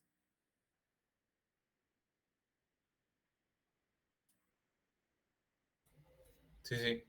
Creo que sí. Y el 1/9 básicamente es de nuevo para que no se vaya a escala. En el caso de que haya que por ciertas combinaciones se nos vaya de escala, generalmente es buena práctica dividir por la cantidad de píxeles de la imagen, del kernel, perdón. ¿Bien? Igual, más allá de eso, esto no afecta porque es una constante. Es lo mismo, si ustedes toman esta imagen y la multiplican por 9, ¿cambia la imagen en sí, la visualización? Y en realidad no, es una constante que la puedo sacar y la imagen va a seguir estando igual. Si yo visualizo con Bmin y Bmax igual al mínimo y máximo de la imagen, se va a ver igual, ¿no? O sea, no cambia el contenido esencial de la imagen. Es un factor de escala, ¿bien? Solamente. Entonces, para tener en cuenta un posible desplazamiento rango de la imagen, se multiplica por 1 sobre la cantidad de píxeles del kernel. ¿Bien? ¿Se entendió el paso abajo y el paso altos? De nuevo, acá, ¿podría utilizar otros valores? Ahí me preguntó si hay otras formas de definir el filtro paso altos. Sí, sin duda es que hay otras formas. Vos podés diseñarlo como te parezca, siempre y cuando te sea útil, ¿no? Si vos por algún motivo querés, no sé, un caso muy raro que querés resaltar, o sea, querés que tu imagen de salida tenga altos valores, en las zonas donde hay alta tasa de cambios de nivel de grises, pero que sea en una dirección en particular. Supongamos que haya alta tasa de cambio con respecto a los píxeles por arriba del píxel en cuestión. Bueno, en esos casos, acá le asignás -2, por ejemplo, en vez de -1. ¿Bien? ¿Puede ser? Sí, se puede utilizar. Ahora, que tenga un sentido práctico, eso va a depender de cada aplicación. O sea, por default, esto es lo que se conoce como un filtro pasaltos. ¿Bien? Es isotrópico, se le llama. Fíjense que, o sea, tiene la misma forma en todas sus direcciones. ¿Bien? En este caso, un filtro isotrópico, se le llama. Y de hecho, fíjense que se mantiene también que es simétrico. Como dijimos antes, en este caso la correlación y la convolución serían exactamente iguales. ¿Bien? Dicho eso, ya vimos filtros pasaltos y pasabajos. Ahora les presento lo que se conoce como filtro high boost o de realce de altas frecuencias. Como digo ahí, nota que el filtro pasaltos elimina los componentes de frecuencia cero o baja, bueno, de hecho la frecuencia cero la elimina por completa. La frecuencia cero sería la constante. O sea, si yo tengo una imagen que tiene todo un mismo valor, la imagen salida va a ser negra completa, cero, ¿no? Por lo que dijimos acá. Esa sería la frecuencia cero. ¿Bien? Por lo que en valor medio niveles de gris de la imagen se reduce a cero, reduciendo de esta forma el contraste global de la imagen, pero resaltando los bordes, que es lo que vimos acá y que yo les introducí como concepto de bordes, ¿no? El concepto de bordes realmente algo subjetivo, ¿no? Nosotros le damos un tinte objetivo si lo vemos por el lado de alta tasa de cambio de niveles de grises, pero bueno, no deja de ser un término subjetivo. Entonces, ¿qué quiero decir con esto que le mencioné ahí? Que si paso esto a esto, simplemente me quedé con los bordes, entre comillas, de la imagen, ¿no? Y ahora, ¿qué pasa si yo en realidad lo que quiero es tener esta imagen original y sobre esta imagen resaltar los bordes? O sea, pero no quedarme solamente con los bordes, sino resaltarlos. Supongamos, a colación, como dijo, por ejemplo, el compañero antes, ¿qué pasa si yo quiero hacer lo inverso a este efecto? Bueno, algo que se podría hacer, que obviamente no es lo mejor, es decir, bueno, tengo esto y yo veo que está un poco difusa. Bueno, vamos a resaltar los bordes, ¿no? A ver si podemos mejorarlo un poquito, ¿no? O por algún motivo, qué sé yo, la lente no enfocó bien de la foto y se ve un poco borroso a los bordes, no están bien definidos. Bueno, supongo que yo quiero realzar los bordes. Bueno, en ese caso se puede utilizar lo que se conoce como filtro high boost, ¿no? Que hace lo siguiente. Como les menciono acá, una imagen filtrada paso alto puede ser calculada. En realidad, primero se lo voy a decir así, no lo hago esperar hasta el final. La idea es, de alguna manera, sumar esto a la imagen original. ¿Bien? Y luego escalar o esa suma no hacerla directa, sino afectada por un coeficiente. Y en base a eso puedo resaltar los bordes, ¿bien?, de la imagen original. Entonces, veamos esto. Una imagen filtrada pasa alto, es decir, esto es una propiedad que no, es medio difícil de mostrársela si no doy la parte frecuencial. Necesito que me crean esto, ¿bien? Una imagen filtrada paso alto puede ser calculada como la diferencia entre la imagen original y una versión que ha pasado por un filtro pasabajos. Es decir, esto, ¿bien?, es lo mismo que a la imagen original restarle su correspondiente filtrado pasabajos, ¿bien?, con el kernel acorde, ¿no? Eso es una propiedad. ¿Sí? Lo hago simplemente para llegar a una fórmula, ¿bien? Entonces, supongamos que esto lo tomamos como hipótesis, o sea, lo que le digo acá, ¿no? La salida pasa alto es lo mismo que el original menos la pasa bajos, ¿no? Donde hay una correlación entre el kernel del filtro pasa alto y el kernel del filtro pasa bajo. Sería como el complemento. ¿Bien? Si ahora multiplicamos a la imagen original por un factor de amplificación A en esta fórmula, supongamos que ahora dejo de tener una salida pasa alto si tengo otra cosa, que le voy a llamar salida del filtro high boost, y lo que hago es a la señal original multiplicarla por un factor de amplificación A, se obtiene un filtro high boost o de énfasis de altas frecuencias. ¿Qué es esto que muestro acá? ¿No? Que si hago simplemente este cálculo matemático, se saco un 1 acá y le dejo un -1, y llego a esta fórmula, es un simple arreglo matemático, nada más. ¿Bien? Llego a esta fórmula final, que básicamente me dice que si yo defino un valor de A, puedo obtener un filtro high boost y puedo controlar el nivel de realce de altas frecuencias con ese coeficiente A. ¿Bien? Un valor A da el filtro pasalto normal. Es decir, si A vale 1, la salida es el filtro pasalto, o sea, es el extremo, ¿no? Esto, solamente los bordes. ¿Bien? Y si voy aumentando A, lo que voy a hacer es dejar pasar en mayor cantidad la imagen original, ¿no?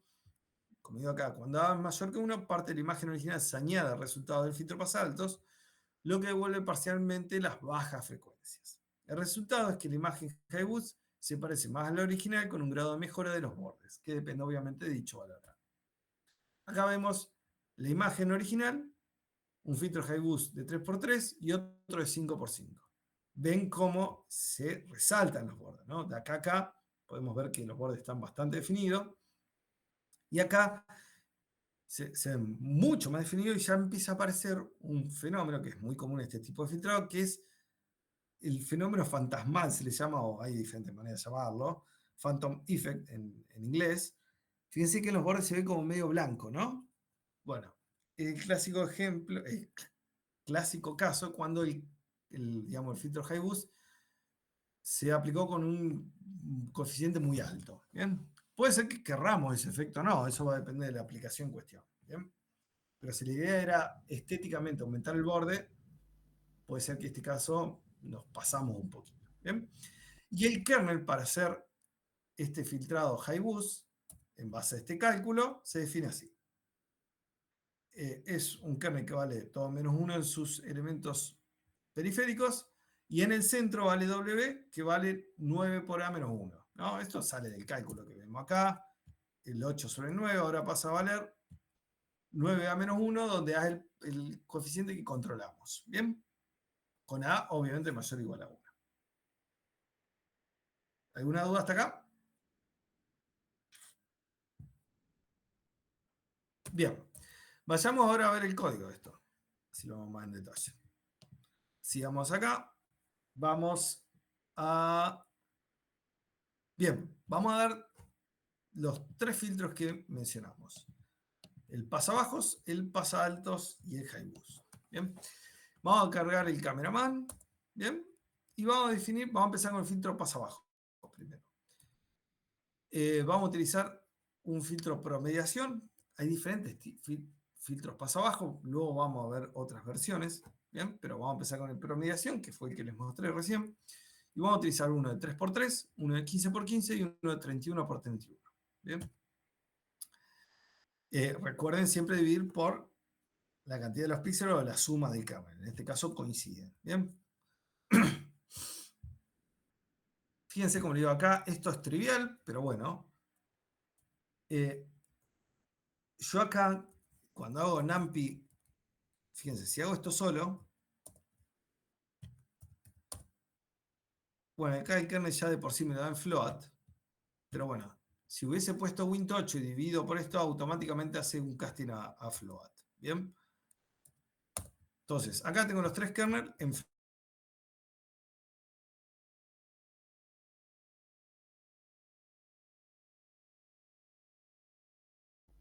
Hola. Bien. Ahí ven los 3 kernels. todos los Gonza, valores por default de filtro 2D. te En el sentido perdimos que le por paso la imagen. te Sí. perdimos por unos segundos. Ah, bien, bien. Vámonos. Le decía, vamos a empezar con el filtro promedio, el filtro pasabajos. En el caso de particular de filtro promediación. Definimos 3 tipos de kernel, uno de 3x3, otro 15x15 y otro de 31x31, y lo definimos de manera manual. Después vamos a ver que hay una función de OpenCV que lo implementa, pero bueno, lo podemos hacer manual. Hacemos un once de 3x3, once de 15x15 y once de 31x31. En cada caso, recuerden que hay que dividir por la cantidad de elementos del kernel. ¿Bien? Acá los vamos a ver. W1, W2 y W3. ¿Bien? Y el filtrado, muy simple, filtro 2D, y en este caso en particular, fíjense que ya ni seteo ningún parámetro, utilizo todos los valores por default, en el sentido de que le paso la imagen, el DDEP-1, es decir, el tipo de datos de salida igual que el de entrada, y el kernel, el que definimos antes, ¿no? 3 imágenes para 3 kernels diferentes, y luego hacemos un subplot de los 3 resultados juntos. ¿No? Acá otra vez con el share X y share Y para compartir los ejes. Bien. Y tenemos el filtro de programación 3x3, 15x15 y 31x31. Como pueden ver, a medida que aumentamos el tamaño del kernel, aumenta la agresividad del filtro pasabajos. Es decir, como estoy promediando zonas más grandes, pierdo más detalles localizados, ¿no? Localmente estoy perdiendo más detalles. Fíjense. ¿No?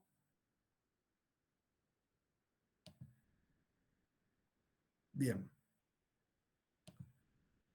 Y ahora vamos al filtro pasaltos.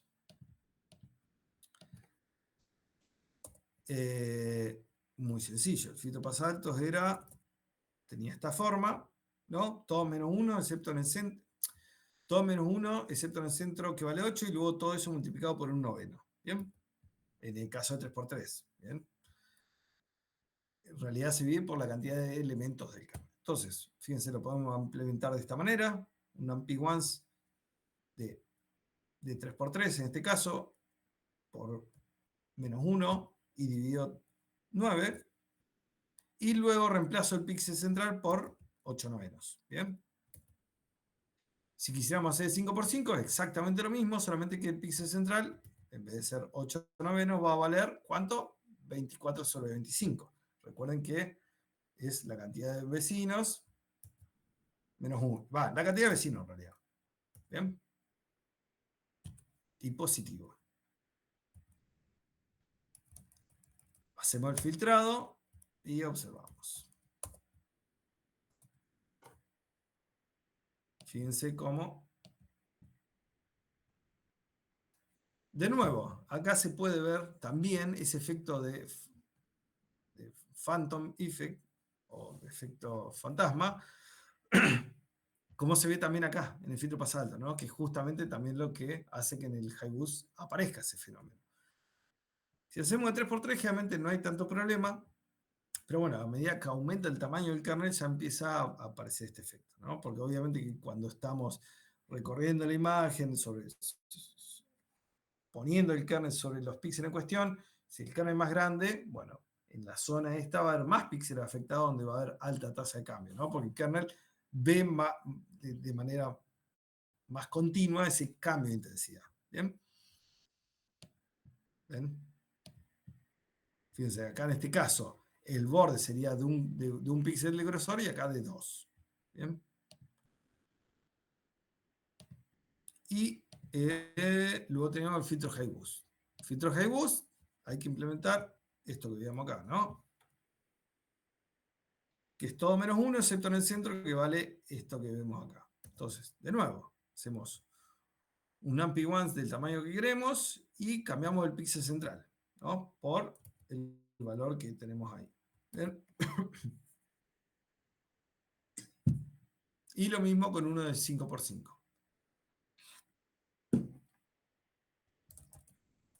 Y en este caso probé un A de 1,8, ¿no? Ustedes pueden jugar con eso, diferentes valores, pueden probar. Bien, y tenemos en el filtro HighBoost es como que tenemos dos parámetros de diseño. Uno, el tamaño del kernel y otro, el valor de A. Bien. Y acá podemos ver los tres resultados. La imagen original, HighBoost de 3x3 y un HighBoost de 5x5.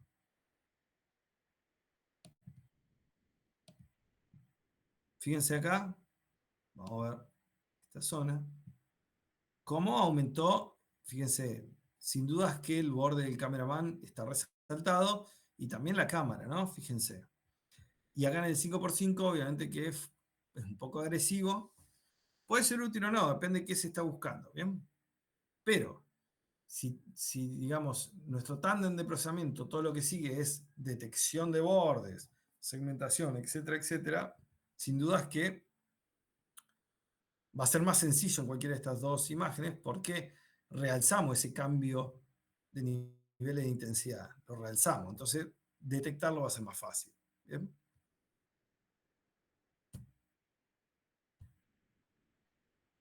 Bien. Esto lo vamos a cerrar, así ya está. Sigamos un poquitito con la teoría. Entonces, ya vimos filtro pasa alto, pasa bajo, realce de frecuencia, sí, realce de frecuencia. Y también hablamos del concepto de borde, ¿no? Y ya que hablamos del concepto de borde, que dijimos que eran zonas de la imagen donde hay alta tasa de cambio de niveles grises, bueno, esa alta tasa de cambio de niveles grises lo relacionamos a derivadas, ¿no? La derivada de una señal o de una función justamente es el límite del cociente incremental tendiendo a cero, ¿bien? Esa es la definición de derivada. En discreto, ese límite no lo tenemos, tenemos diferencias, ¿bien? Pero bueno, en continuo tenemos el operador derivada, ¿bien? Pero como acá tenemos señales bidimensionales, ya digamos, no tenemos la derivada lisa y llana, lo que vamos a tener es el gradiente, ¿no? Ustedes dieron gradiente en el análisis matemático. Confírmenmelo. Sí, sí lo vemos. Sí. Bien. Entonces, la idea es de alguna manera estimar el gradiente de una imagen, ¿bien? Que no es más que estimar el gradiente de una señal bidimensional, y ese gradiente, como ya saben, el gradiente tiene magnitud y fase, la magnitud de ese gradiente va a estar directamente relacionado a la tasa de cambio de niveles de grises de la imagen. Y si eso es lo que a nosotros nos define un borde, bueno, indirectamente podemos estimar o decir dónde hay bordes analizando la magnitud del gradiente. ¿Bien? Y de hecho podemos saber hasta en qué dirección está ese borde analizando justamente la dirección del gradiente. ¿Bien?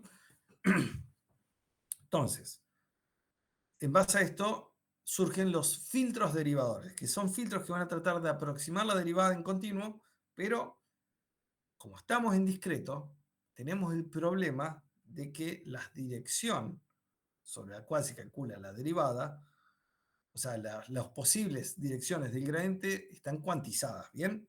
Entonces, hay que ver cómo calculamos la derivada o cómo aproximamos la derivada de una función bidimensional discreta, ¿bien?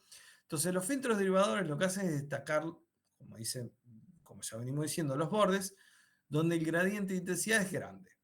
El método más común de calcular la derivada es a través del gradiente. La magnitud del gradiente de una función f de xy viene dado por esta fórmula, ¿no? Esto es todo lo que supuestamente ya dieron.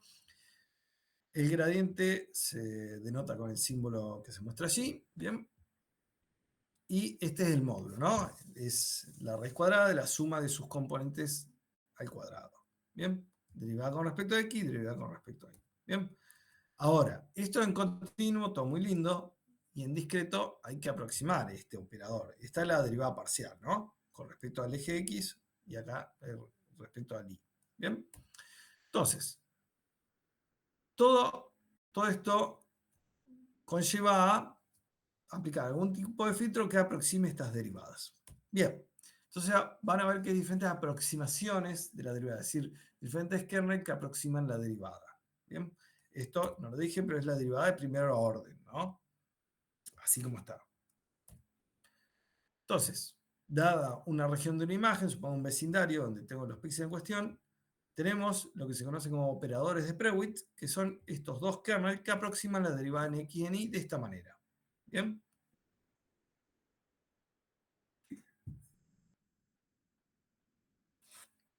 Fíjense, ya la forma del kernel, uno intuye qué es lo que está pasando.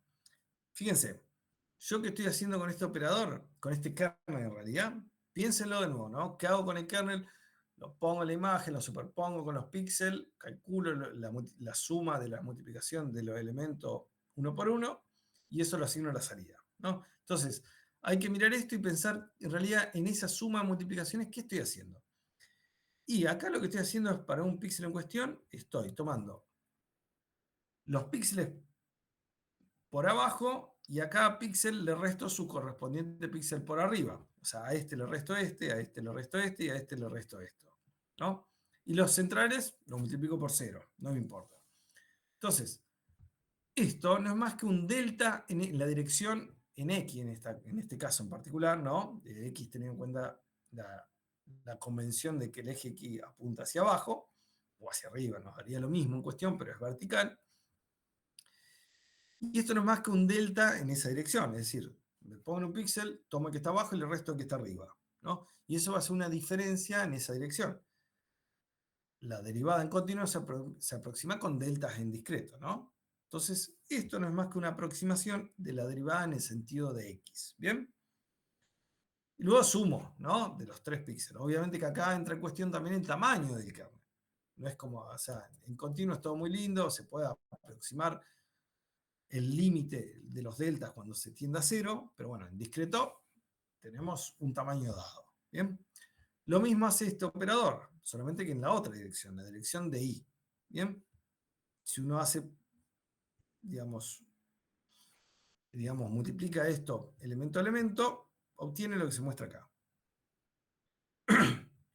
Fíjense, yo acá estoy haciendo, olvídense esta raíz cuadrada y olvídense este elevado al cuadrado, esto como una aproximación media fuerte del gradiente, donde no tengo en cuenta la raíz cuadrada, que en realidad no está tan mal si se quiere, porque esta es una función monótona, y cualquier cosa a la raíz cuadrada va a mantener la misma tasa de crecimiento, que luego vamos a hablar de eso, pero bueno, acá estoy sacando los cuadrados. Pero bueno, acá muestra Z7 más Z8 más Z9 menos Z1 más Z2 más Z3. Ahí está haciendo la multiplicación de esto con esto, ¿no? 7 menos 1, 8 menos 2, 7 menos 1, 8 menos 2, etcétera, etcétera. Y esto que vemos acá es lo mismo, pero con el otro kernel. ¿Bien? Y esto sería una aproximación del gradiente de Prewitt, se le llama. ¿Bien? Hay muchas aproximaciones, si hay un matemático acá se está por morir de un infarto, pero esto es lo que se hace en imágenes muchas veces. ¿Bien? En realidad no nos interesa, muchas veces no nos interesa tener un cálculo exacto del gradiente, sino obtener alguna estima que sea rápido de calcular y que mantenga la misma monotonía que el gradiente propiamente dicho. ¿Bien? Luego tenemos otras un poquitito más exactas, si se quiere, que es la aproximación mediante operadores de Sobel, que esta es uno de los más utilizados que van a ver por todos lados. Realmente por default es la forma que se utiliza, que es muy parecida a esto, solamente que los elementos centrales en vez de valer 1 valen 2 y menos 2. ¿Bien? Y la operación es la misma, ¿no? Ahora, como les mostré acá, esta es una aproximación dada, donde no elevo al cuadrado las componentes de x e y y saco la raíz cuadrada, pero podría hacerlo tranquilamente. Si yo acá elevo al cuadrado y tomo la raíz cuadrada, podría calcular de manera exacta esto, pero bueno, aproximando las derivadas parciales. ¿Bien? Y luego también tenemos, por otro lado, uno podría pensar, como en continuo, buscar las derivadas segundas, ¿no? Que es donde la derivada vale 0. No, en realidad lo que quiero decir, me expresé mal. A veces también nos interesa no solo la derivada primera, sino las derivadas segundas, que en una función bidimensional se representa con el laplaciano, que es este operador que vemos acá, que es un escalar. ¿Bien? Entonces, esto es en continuo, ¿bien? Y esta es una aproximación de cada uno de sus componentes en discreto, ¿no? Es una de las aproximaciones, hay pilas de aproximaciones, pueden tener la aproximación de Runge-Kutta, bueno, miles de aproximaciones, no miles, pero varias aproximaciones. Esta es una de las más utilizadas, ¿bien? Y si aproximamos de esta manera, esto que vemos acá lo podemos implementar con filtros y llegamos a algo como esto. Esto aproxima a una aproximación de esto que en vez de tener 2 tiene 4, por ejemplo. ¿Bien? Y como esta hay otras aproximaciones, ¿no? Generalmente tiene esta forma de cruz con un valor negativo en el centro, ¿bien? Y 0 en las diagonales. Van a ver acá un 8, pueden ver diferentes variantes. Y esto no es más que una aproximación del laplaciano, ¿bien? Laplaciano, recuerden que si uno tiene una función, si uno tiene una imagen cuya derivada tiene un máximo o un mínimo, ¿qué está pasando ahí con la derivada? Supongamos que si la función tiene un máximo, va a tener derivada igual a 0, y si hay cambio de tasas, o sea, si uno pasa por el máximo, va a haber un cambio en el valor de la derivada segunda. O sea, la derivada segunda va a cambiar de signo. Entonces uno podría encontrar los máximos y los mínimos de la primera derivada en base a los cruces por cero del laplaciano. ¿Bien? Sé que esto es un matete matemático, igual ahora lo vamos a ver con un ejemplo práctico. ¿Bien? Pero todo esto estimo que todo esto lo dieron en análisis matemático, el análisis de funciones en base al gradiente y al laplaciano, ¿bien? O derivada segunda, ¿bien? Y acá la idea es discretizar y pensarlo como un filtrado. Es la única diferencia. ¿Bien? Esta es otra aproximación del filtro laplaciano y van a ver diferentes formas. Luego vamos a ver cómo se ve esto en imágenes y cómo se ve esto. ¿Bien? Y bueno, vamos a ver estos dos ejemplos. Así podemos terminar con esta parte de la unidad 2. ¿Bien? Vamos primero con la aproximación de la derivada, que era filtro, vamos a ver Sobel, porque en realidad Prevost casi no se usa, y aunque se use, no es más que cambiar la forma del kernel, no hay mucha diferencia. Bien, vamos a la práctica. Vamos a cargar el cameraman, y vamos a definir los kernels a mano. Tenemos estos dos kernels, los vamos a definir así, como un NumPy array, es como que los dibujo a mano. Bien, tengo W en X y W en Y. Bien, y vamos a hacer el filtrado con filtro 2D, como ya vimos, y vamos a graficar.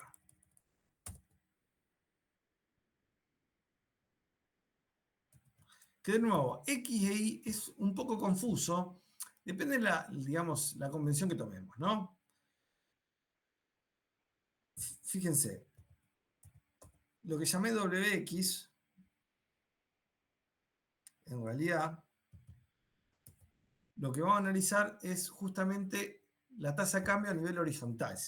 Por ahí es más fácil hablar de horizontal y vertical, uno le da una connotación un poco más práctica, ¿no?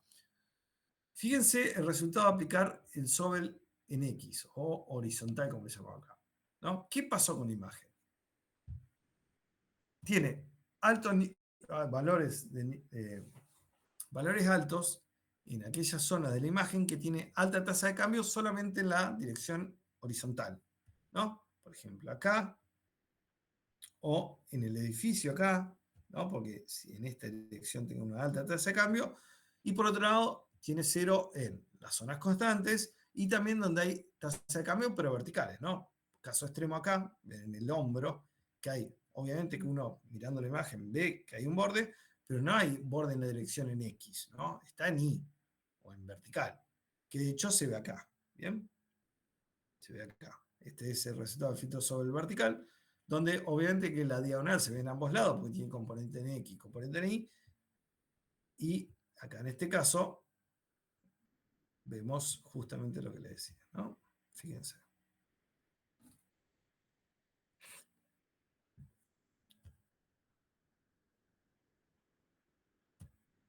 Bien. Y luego, para hacer el laplaciano, que es la derivada segunda, vamos a cargar otra imagen. Y, me faltó darle algo así completo el ejemplo,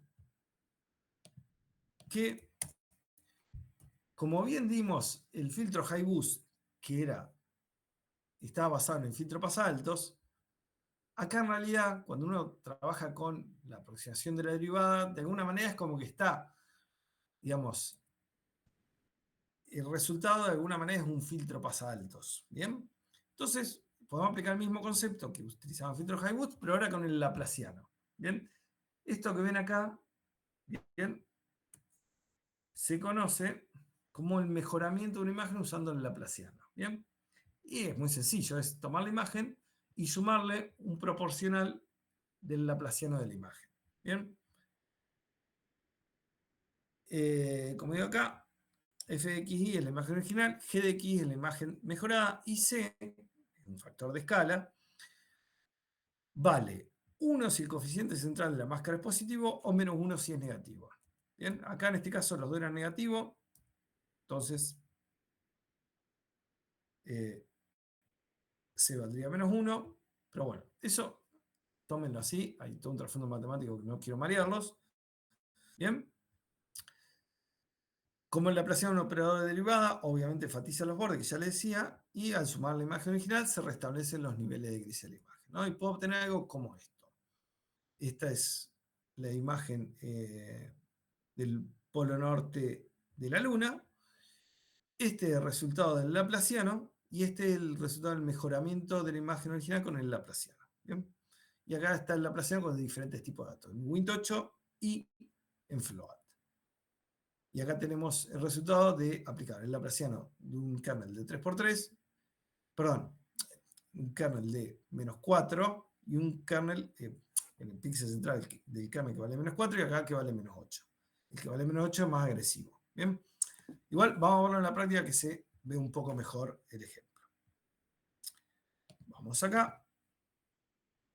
Vamos a calcular el laplaciano de una imagen que podríamos tranquilamente definir el kernel a mano, así o así como ya vimos antes, o podemos utilizar en este caso la función Laplacian que me ofrece OpenCV. Uno le pasa la imagen y le puede pasar todos esos parámetros de entrada. DDEP, que ya vimos que era, esto internamente lo que hace es definir el kernel y aplicar filtro 2D. Por eso muchos de los parámetros que están acá son los que se les pasa automáticamente a filter 2D dentro de esta función. ¿Bien? Tenemos DDEP, que ya vimos que era el tipo de dato de salida, y acá dejé todo lo otro por default. Que si uno deja por default, el tamaño del kernel es 3×3, si no se le puede especificar con K-size. Después se le puede aplicar un factor de escala y se le puede sumar un valor, que estos son los mismos parámetros que se le pasan a filter 2D, ¿bien? Y el border type, etcétera, etcétera. ¿Bien?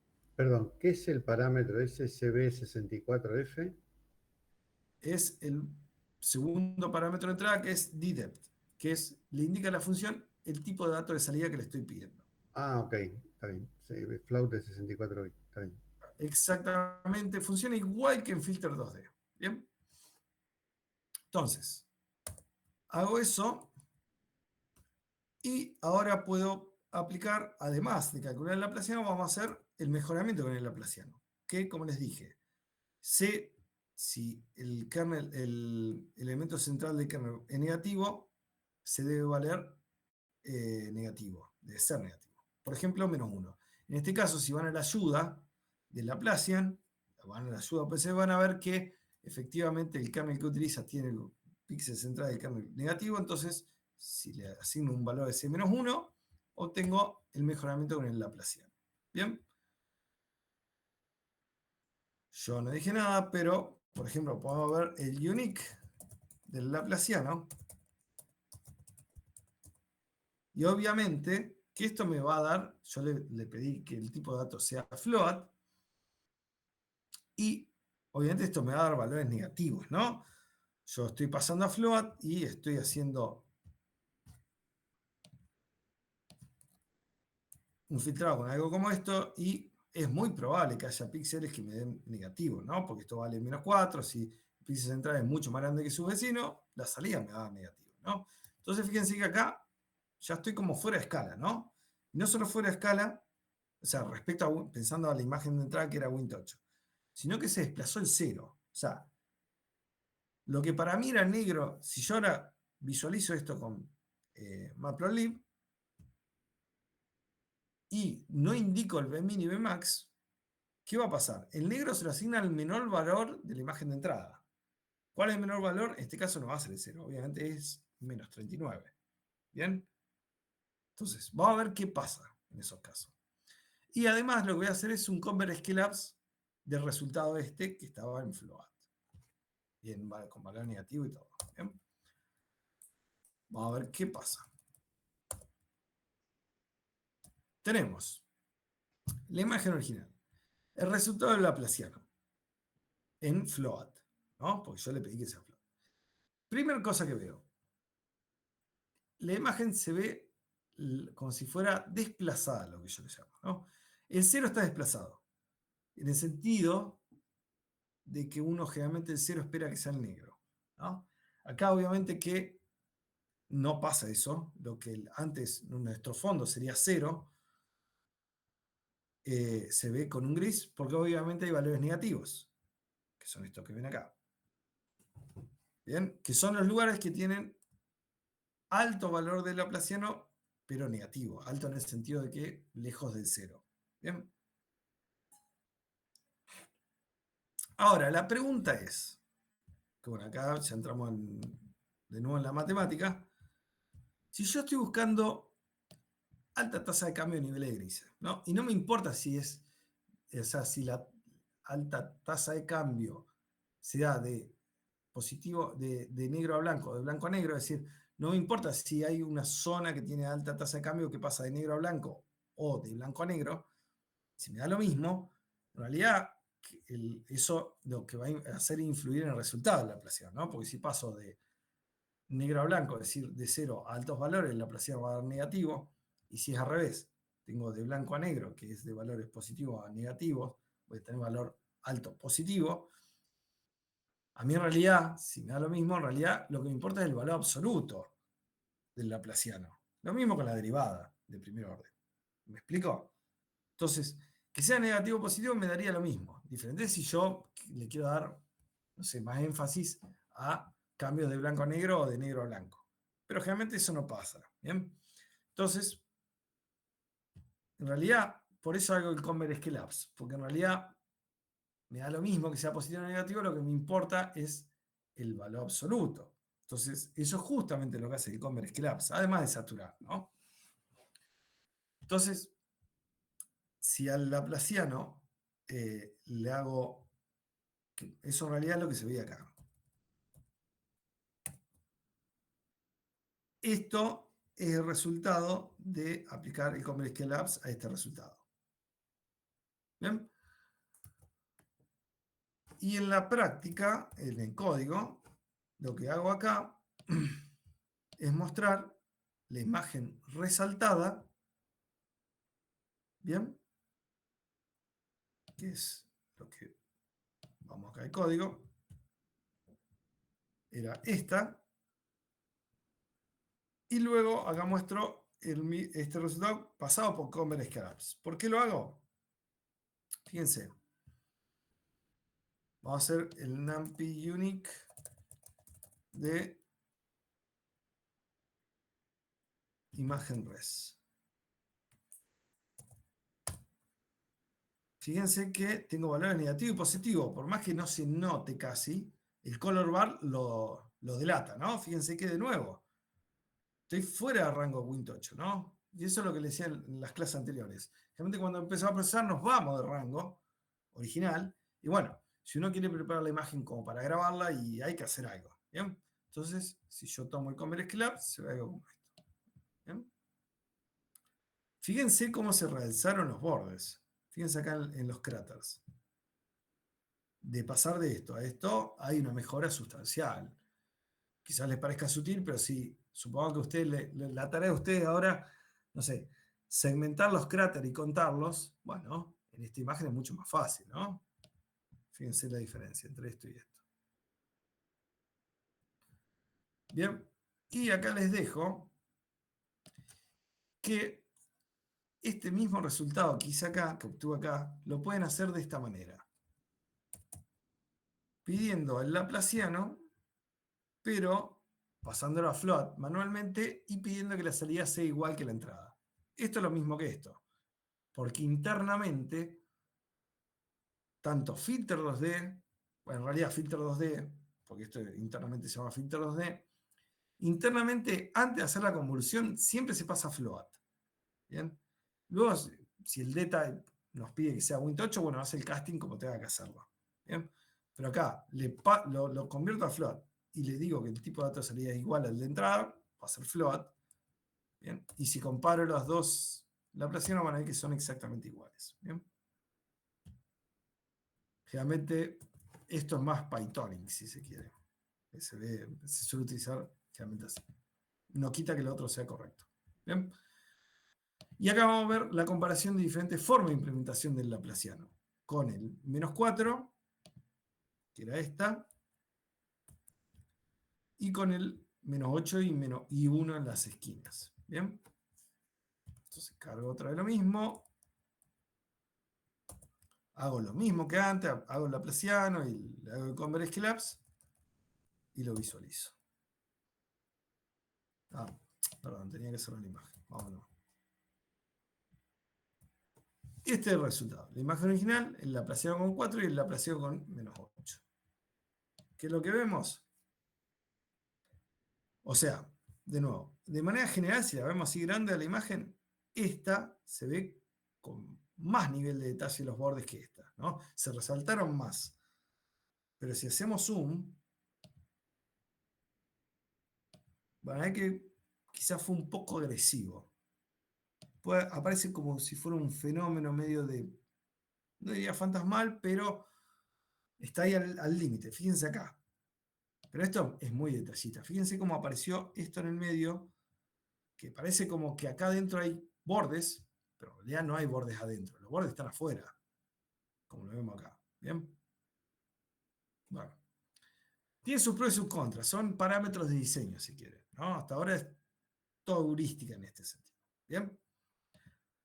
Así que bueno, creo que ya estamos en horario porque lo único que me queda es filtrado. Bueno, queda filtrado no lineal, que es el filtro mediano, que bueno, lo doy la clase que viene, porque ahora, bueno, quedan 2 minutos y creo que va a quedar medio al aire. ¿Alguna duda, chicos? No, bien, vamos a ver después, como siempre, cuando empecemos con la práctica, ahí van a surgir. Bueno, bueno, gente, listo. Entonces, por las dudas, le llegó el anuncio que mandamos por el campus.